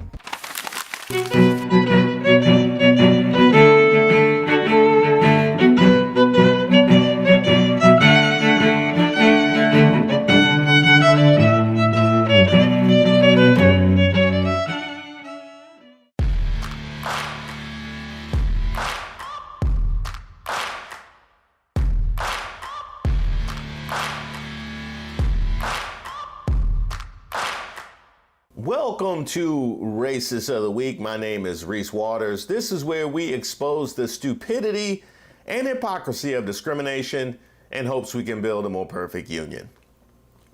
And also laugh. As usual, I would like to thank today's sponsor, Racism. And don't forget to like and subscribe to the page, and definitely leave me any possible suggestions for nominees in the comments. You can email me at reese.waters@gmail.com.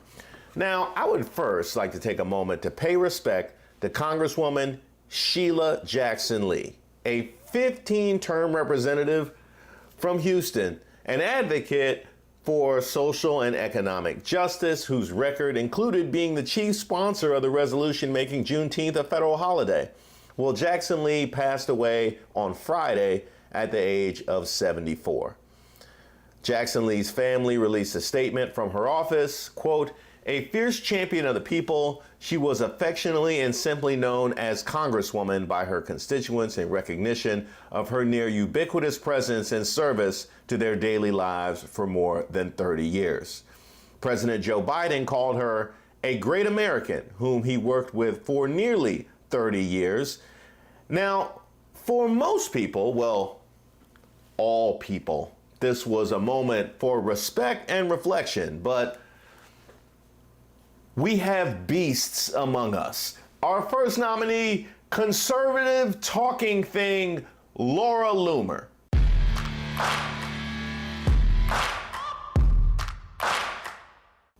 In the wake of Sheila Jackson Lee's death, she saw fit to post this. Even on her deathbed, this ghetto bee couldn't keep President Trump's name out of her disgusting mouth. I'd say rest in peace, but we all know lying Democrats who have destroyed our country are going to hell. Sheila Jackson Lee will be remembered as a destructive force in America and one of the most low IQ members of Congress in the history of our nation. Today, she died. Instead of spending her final moments with her family, she was talking S about Trump on X and spewing more lies. She won't be missed, but I'm sure she'll still be voting Democrat this November. Now, I'll at least give her this much. If anybody knows the roll call of hell, it would be a real-life demon. Now, I do find it to be fascinating, the fact that she called her disgusting mouth, she called her low IQ, and of course, she led with ghetto B. I wonder, what is it about a 15-term congresswoman that somebody she would cross the street if they cross paths on Capitol Hill or literally anywhere in America would call her a ghetto bee? What is it about Sheila Jackson Lee that made you say she had a disgusting mouth? You said she had a disgusting mouth. So I guess this is what a mouth is supposed to look like, but this is a disgusting mouth. I wonder what it could be about Sheila Jackson Lee that made you assume that a 15-term congresswoman was low IQ. See, this is what happened. It must have been spell check. It must have been spell check because she went with ghetto, which she really meant DEI. That's what she meant. We using DEI now for black. I think it's just a failure from top to bottom. I think she was a DEI hire, and I think that that's what we're seeing. We're not using ghetto no more because you got a nominee who's in between marriages and children who got cases. You have congresswomen who's in between children and marriages and got cases. You had Kid Rock headline the RNC. Oh no, we don't mean ghetto. We don't mean ghetto, we mean black. And to you, Laura Loomer, and you would know this if you were actually interacting with real life people instead of the ghouls and goblins that you're generally surrounded with, you would know that they're using DEI now. I'm just telling you that to help you out. They're using DEI for black now. It's not ghetto. No, ghetto is that's very 90s, early 2000s way to insult a black person. We're not doing that. Now, when this whole thing came to light, she wanted to make sure that people understood that she, in fact, was not celebrating Sheila Jackson Lee's passing. So she posted this gem. I never celebrated the death of Sheila Jackson. I simply spoke the truth and said she was a major Trump hater and a destructive politician who was full of hatred and rage towards Donald Trump till the day she died. I stand by what I said. Everything I said is true. I will always defend President Trump from attacks by low-life Democrats who are only in office because of their skin color. There you are. There you go. There's your DEI. Being dead doesn't change the fact that Sheila Jackson Lee was a piece of S and a terrible congresswoman who spent years inciting violence against Trump. This is not the same as celebrating her death. The only thing I'm celebrating is the fact that Donald Trump survived an assassination attempt, praise God, that was inspired by the Democrats, and it is looking like an inside job. I meant what I said about Sheila being a ghetto bee. Let's not give her sympathy just because she's black and dead. She was a terrible person and facts matter. I'm here to make sure her hatred is never forgotten. Hashtag Trump Vance 2024. Now, I'll be honest, I was really conflicted about this one. I was very conflicted about this one. Last time I was this conflicted was Valentina Gomez, and it was for the exact same reason. So many of you guys sent this in to me, but it is clear that attention is the very goal. So even by dragging her, I am giving her the thing that she so desperately wants, and why not? This is somebody that I would roll my windows up if she was standing in the median as I merged into traffic. This isn't even her first Twitter dump, or as I call it, Elon Musk. She also posted, I'm happy to see Joe Biden suffering. It makes me happy to know he's going to have a terrible time in his final days in office. I'm happy his wife gets to watch him rot away like the trash pile he is and always has been. Today is very satisfying for me. Don't ever forget what Joe Biden and his enablers took away from all of us. Biden doesn't deserve any sympathy. He's a twisted, sick old man, and that's how he'll be remembered when he's gone. And if you recall, back when Hunter Biden was convicted, she found a way to make it about herself attacking Joe Biden's dead ex-wife.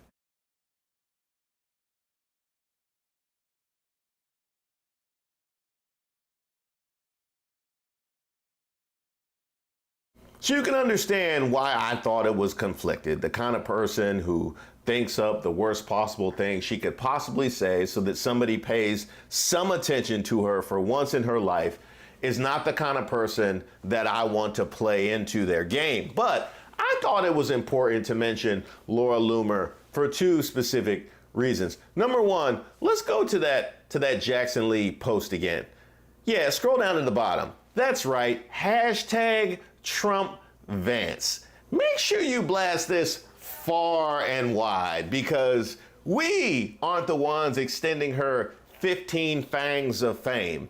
It is the right wing. Go ahead, put her on the podcast, bring her to the conventions, make her the literal face of MAGA.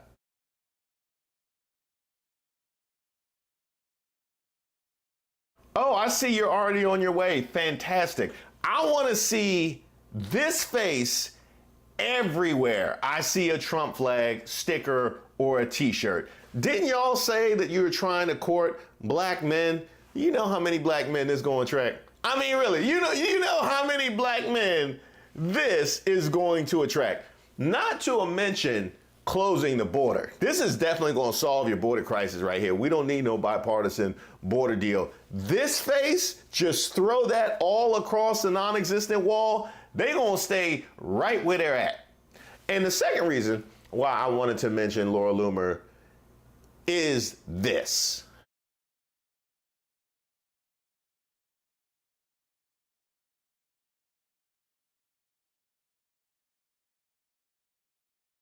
You see what all that hate does to you? You see how it affects your skin?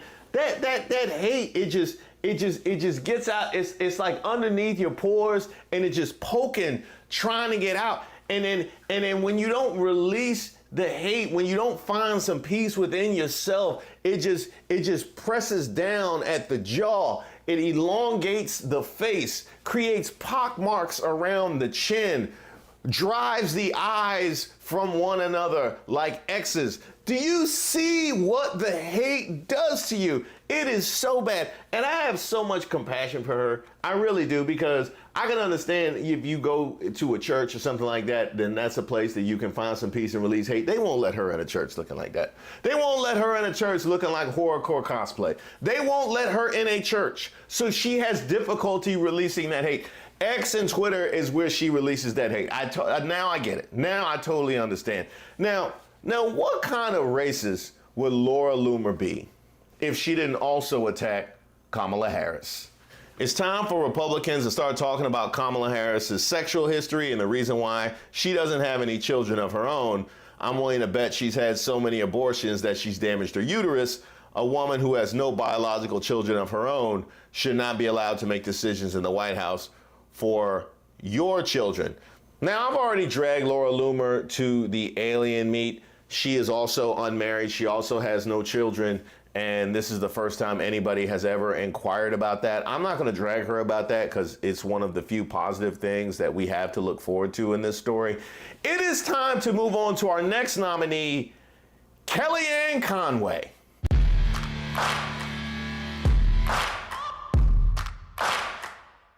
Who had the good sense to go on Fox News airwaves with this take.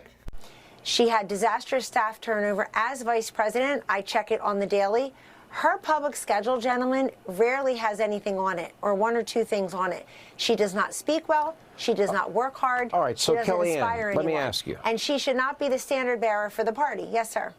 She doesn't speak well and she doesn't work hard. Anything else you want to go with? She doesn't speak well. She don't work hard. She lazy. Her breath smell like watermelon. She be eating Popeye's biscuits with no drink. Is there anything else that you want to get off your chest? Is there anything else? She never shows up on time. There you go. She never shows up on time, and she will only get stuff on set. I bet she has a drawer full of nothing but shopping bags. I bet she hoards those plastic shopping bags, and she got a whole drawer. She keep them in her dishwasher. Did you know she keeps shopping bags in her dishwasher? She realized, Kamala Harris, she will take a clean cup out of the cupboard and just pour water in it for no reason before she put her drink in it. There it is. She had the nerve to give us the laziest stereotypes imaginable while wearing blackface. I don't understand. Pick a struggle, Kellyanne Conway. At least show some appreciation for the culture if you're going to go with the complexion. When you chose the complexion, that should have came with a little bit of respect for the culture. You can't disrespect black people while wearing blackface. Now, while we're talking about people's work ethic, by the way, is this your man's?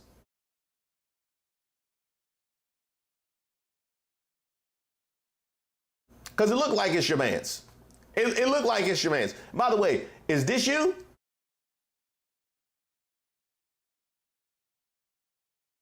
That's all that hard work you've been doing? Is that it? Yeah, that's all I can tell. Look like you was working hard.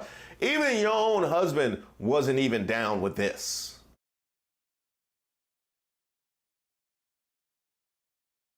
Hey, George Conway, ain't you supposed to be keeping her occupied? Yeah, man, keep her occupied. You be all over CNN and MSNBC. Look, you got one job, and it's keep Kellyanne Conway away from cameras. Which brings me to my last nominee, Megyn Kelly.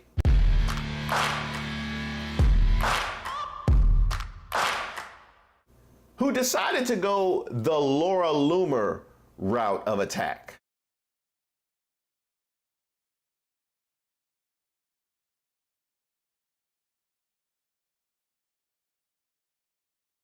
Now, the reactionary thing to do would be to go back at Megyn Kelly. Because I am a woman, an adult human female. Because for far too long, I failed to see the harm and therefore helped cause it. To the women and men who helped open my eyes, thank you. But in this case, I don't want to do that because I am so grateful that she did this. I'm so happy Megyn Kelly did this because if she hadn't, I wouldn't have known she allegedly had an affair with Brit Hume.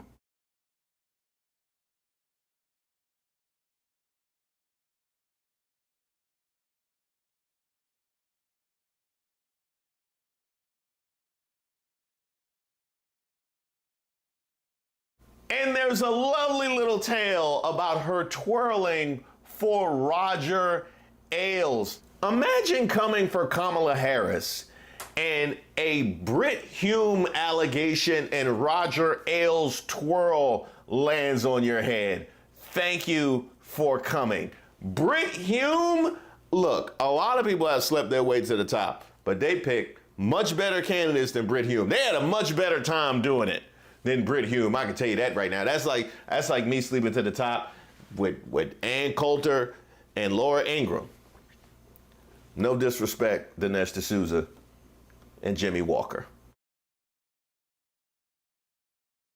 Now, you refuted these allegations, saying you hate people think that you slept your way to the top, but this is exactly your route of address with other women. Why would that be your route of attack when you hate that other people think that you slept your way to the top? So it's something that's too good for you, but it's not something that you're above putting on Kamala Harris. Is that what it is? I also want you to take note that we have 1, 2, 3 women. Okay, well, 2 women and Laura Loomer that chose to slut shame Kamala Harris. The highest of pick-me behavior. The absolute highest of pick-me behavior, which is just sad. It's just sad because you realize when you start to exhibit pick-me behavior, that is when you have reached the peak of threatened. Like, you are absolutely threatened, which, if you're on the left side of the aisle, is phenomenal. They weren't feeling this way a week ago, and we know it. Thank y'all for coming, and congratulations to Megyn Kelly, Kellyanne Conway, and Laura Loomer. You are our Racists of the Week.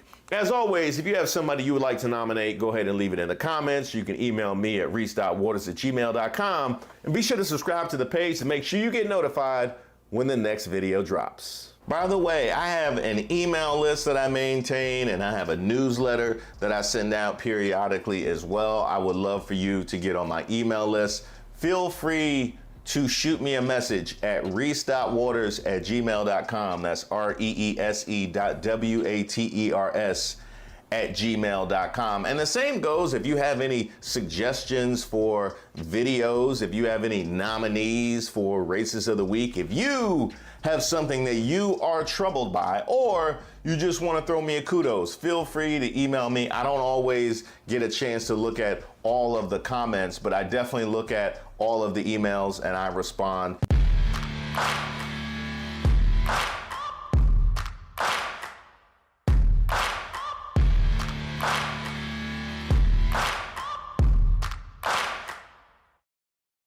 Hey, Democrats, let me holler at y'all for a second. Yeah. Let me holler at y'all, Democrats.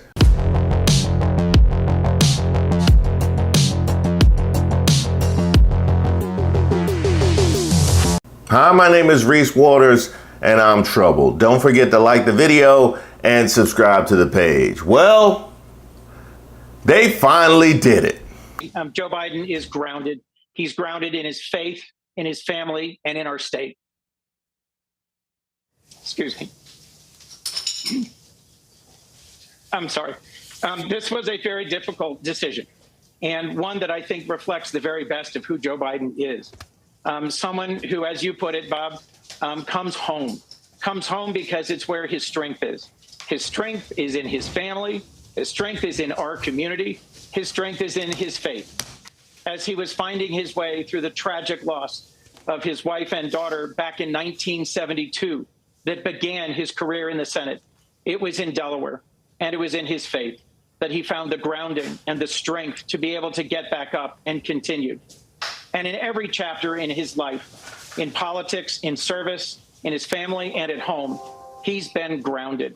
Joe Biden, more than anyone I've ever known, speaks to what is best in the American spirit, a capacity to keep going, to see challenges, but to find hope and to find strength. You know Biden got to be tight. Yeah, I mean, you know Biden got to be tight. He like, wait a minute. So y'all just going to force me to retire from the company? But the dude who started 4 weeks after me gets to stay on? He been stealing from the company for 50 years. Let's go ahead and get one thing straight.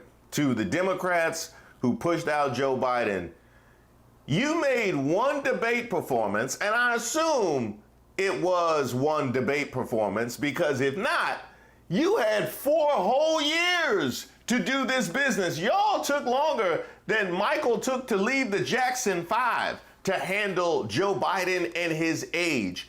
Y'all made one debate performance more punitive than this. Viktor Orban. Did anyone ever hear of him? He's the leader of Turkey. By the way, they never report the crowd on January 6th. You know, Nikki Haley is in charge of security. 3 years later, how about that? Did you actually have a one-on-one with Comey then? Not much, not even that I remember. I like mosquitoes. We have languages coming into our country. We have nobody that even speaks those languages. They're truly foreign languages. Nobody speaks them. Saudi Arabia and Russia will repeat your...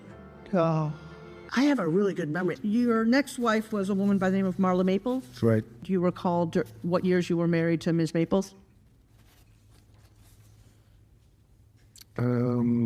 It's called like Up Here, and it's called Memory, and it's called other things. So you don't remember saying you have one of the best memories? I don't remember that. And Putin, you know, has so little respect for Obama that he's starting to throw around the nuclear word. You heard that, nuclear. We have to win in November, or we're not going to have Pennsylvania. They'll change the name. I talked to Putin a lot. Did you ask him that? I don't remember that. I saw that this morning. I don't remember asking him that question. I have a good memory and all that stuff, like a great memory. For 20 years, they were fighting ISIS. I defeated ISIS in 4 weeks. And we did with Obama. We won an election that everyone said couldn't be won. I'm not cognitively. And you know what? When I am, you're going to know it. You're going to be the first people. I know my people. You'll say, all right, Trump, you did a good job. Get the hell out of here. That's it. Or this. You know who embraced it more than anybody else? The black population. It's incredible. You see black people walking around with my mugshot. You know, they do shirts. Or this. Count 1, guilty. Count 2, guilty. Count 3, guilty. Count 4, guilty. Count 5, guilty. Those are the first 5 counts coming out of this jury, finding Donald J. Trump guilty on the first 5 felony counts. Reading the rest as we are getting it from our court reporters. Starting with count 6. Count 6, guilty.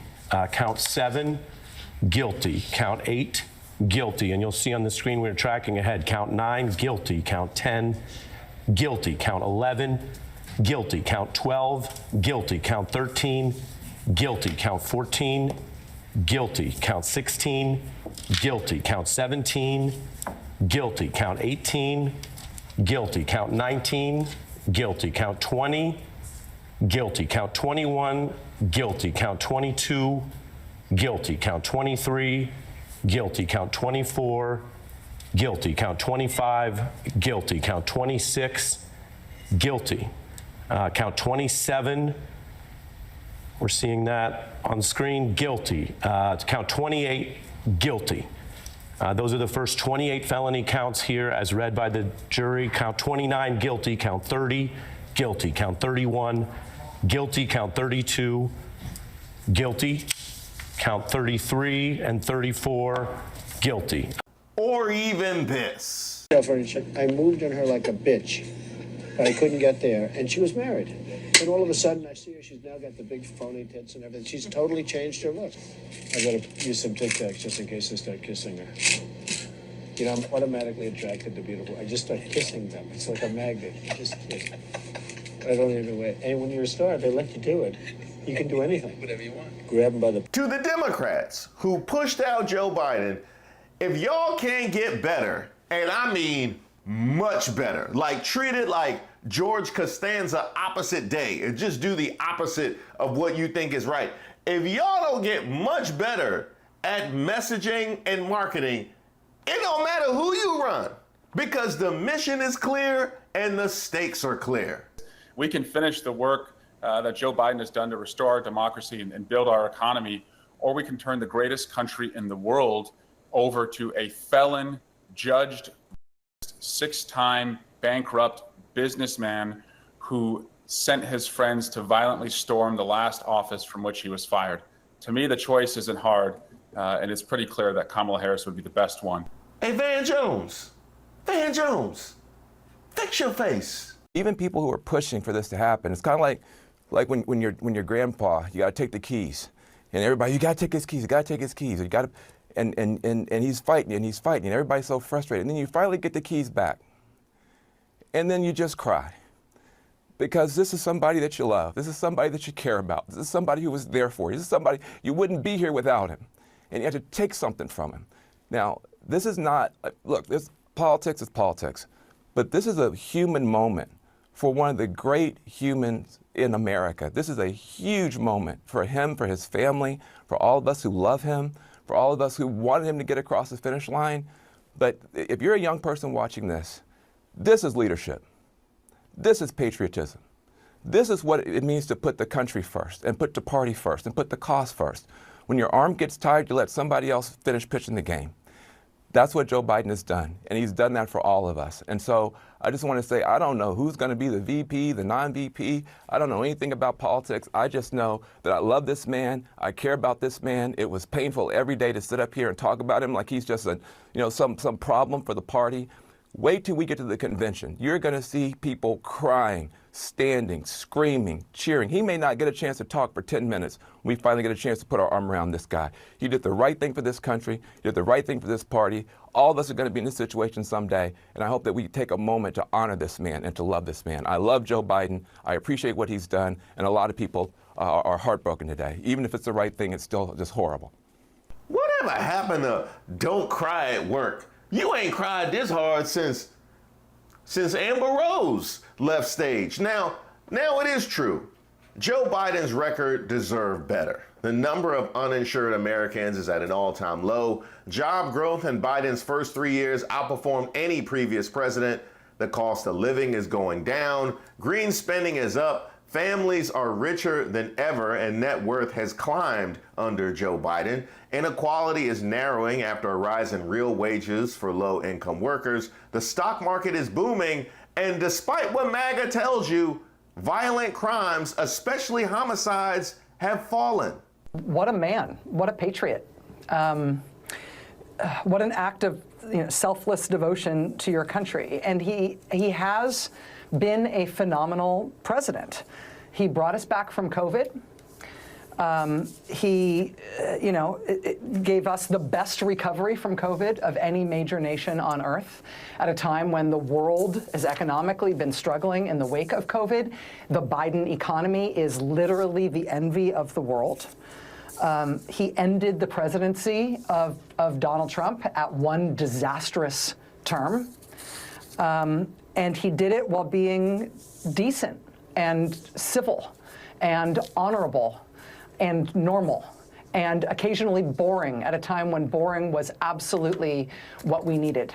And I just, his career of decades in public service as a senator and as a very successful vice president and as a phenomenally successful president, there is no single thing that he has done in that entire career that is a greater or more consequential act of service and sacrifice to this country than what he has done today. And I cannot, knowing him a little bit, knowing his personality, having spoken to him, a number of times in my life, both in sort of official and unofficial capacities, I cannot see anywhere in his personality where this decision today was possible. This is the opposite of something that is natural or easy for him. He is just not built to do something like this because his superpower is being underestimated.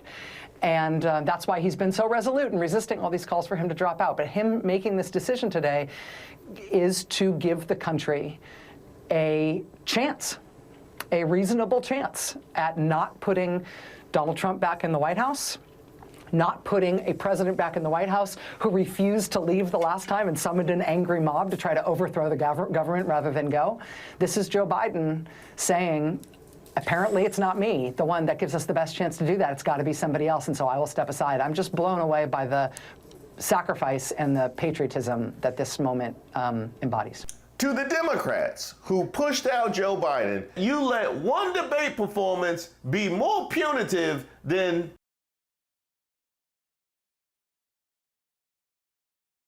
it doesn't matter who you run.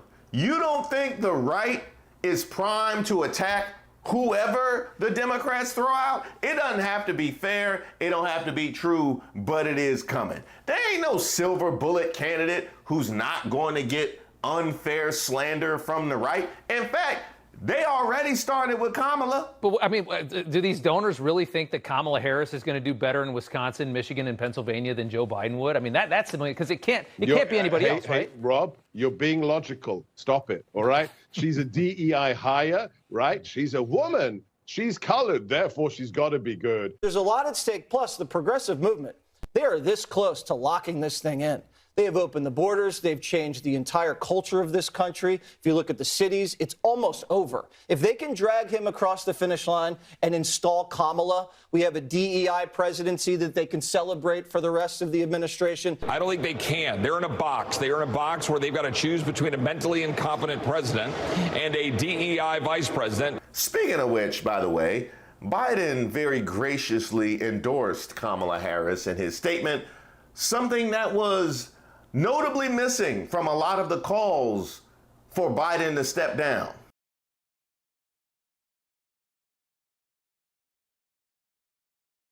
Hey, Democrats, let me holler at y'all for a second.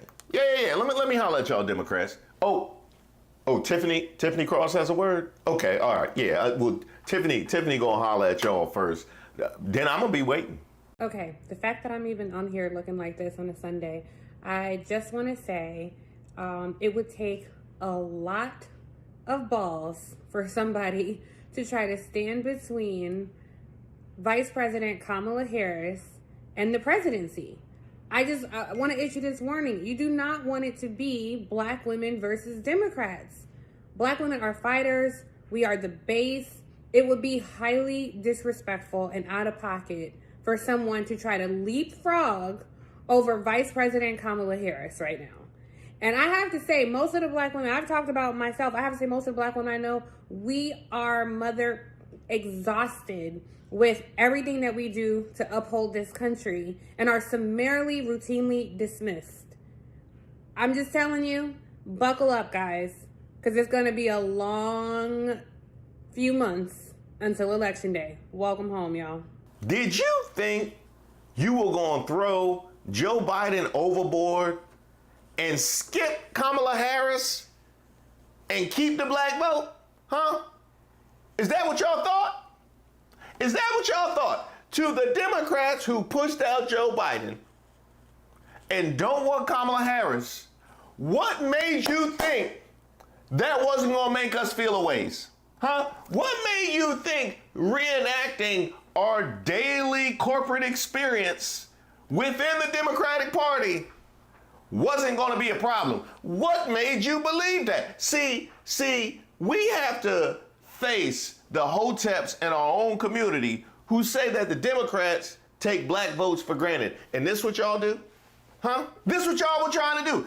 We have to face people saying they take our votes for granted, and here you are taking our votes for granted, thinking, oh, they're gonna be fine. They're gonna be all right. Now, don't worry about it. We'll find a way to just smooth it over. And here was my question.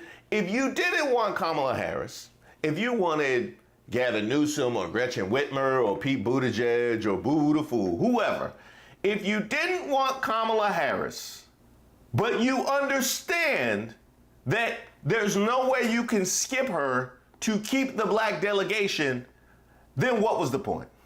What was the point? What was the point? Because a different candidate is completely untenable. So what was the point of this exercise? Y'all out here acting like that roommate threatening to move out because y'all have an argument when they don't even have enough money to pay the rent. Where you going? It's bad enough we got to deal with the racism coming from the right.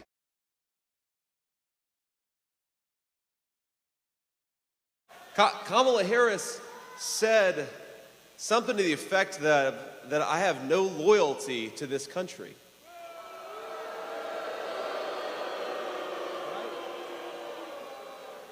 Well, I don't know, Kamala. I did serve in the United States Marine Corps and build a business. What the hell have you done other than collect a check? Now, I'm going to keep it 100. Look, if I had served in the military and somebody questioned my loyalty to America, that might make me feel a ways. I'll be honest, that might make me feel a ways, except for the fact that you are now the vice president for a man who you once called. You've said, I'm a never Trump guy, never liked him, terrible candidate, idiot if you voted for him, might be America's Hitler, might be a cynical a-hole, cultural heroine, noxious and reprehensible. From a never Trump guy to being his VP. So you could understand how somebody might in fact question your loyalty. In fact, now your whole stance on no-fault divorce makes a whole lot of sense. Now I understand why he wants to make it more difficult for women to leave relationships. Because if you have issues with loyalty, I can understand how that could be an issue, legally forcing your partner to stay in the marriage. Now I understand everything perfectly. Now to the way you landed that plane about what have you done, what was that, other than collect a check? Well, I don't know, Kamala. I did serve in the United States Marine Corps and build a business. What the hell have you done other than collect a check? Now, let's just say, for the sake of argument, that the vice president just walks around in caddies for the president when they're playing golf and the rest of the time just sits on the side drinking lemonade.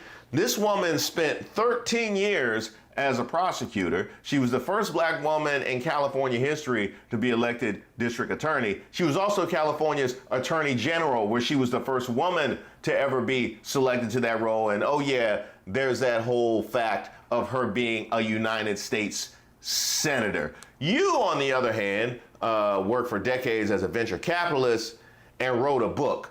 But that doesn't stop you from just leaning into the whole welfare queen trope and saying, what did you do other than collect a check? See, facts don't actually matter to MAGA. It's just whatever it is that they can say and sell. So you just found a way to just stumble into the racism. That is a lovely dress you got there. What color is that? Is that watermelon? I just posted a video yesterday on how hard it is for America to accept black women. Joy Reid and Michelle Obama and Sheila Jackson Lee and Ketanji Brown Jackson were affirmative action picks, we would have been called the racist. But now they're coming out and they're saying it for us. They're coming out and they're saying, I'm only here because of affirmative action. Yeah, we know.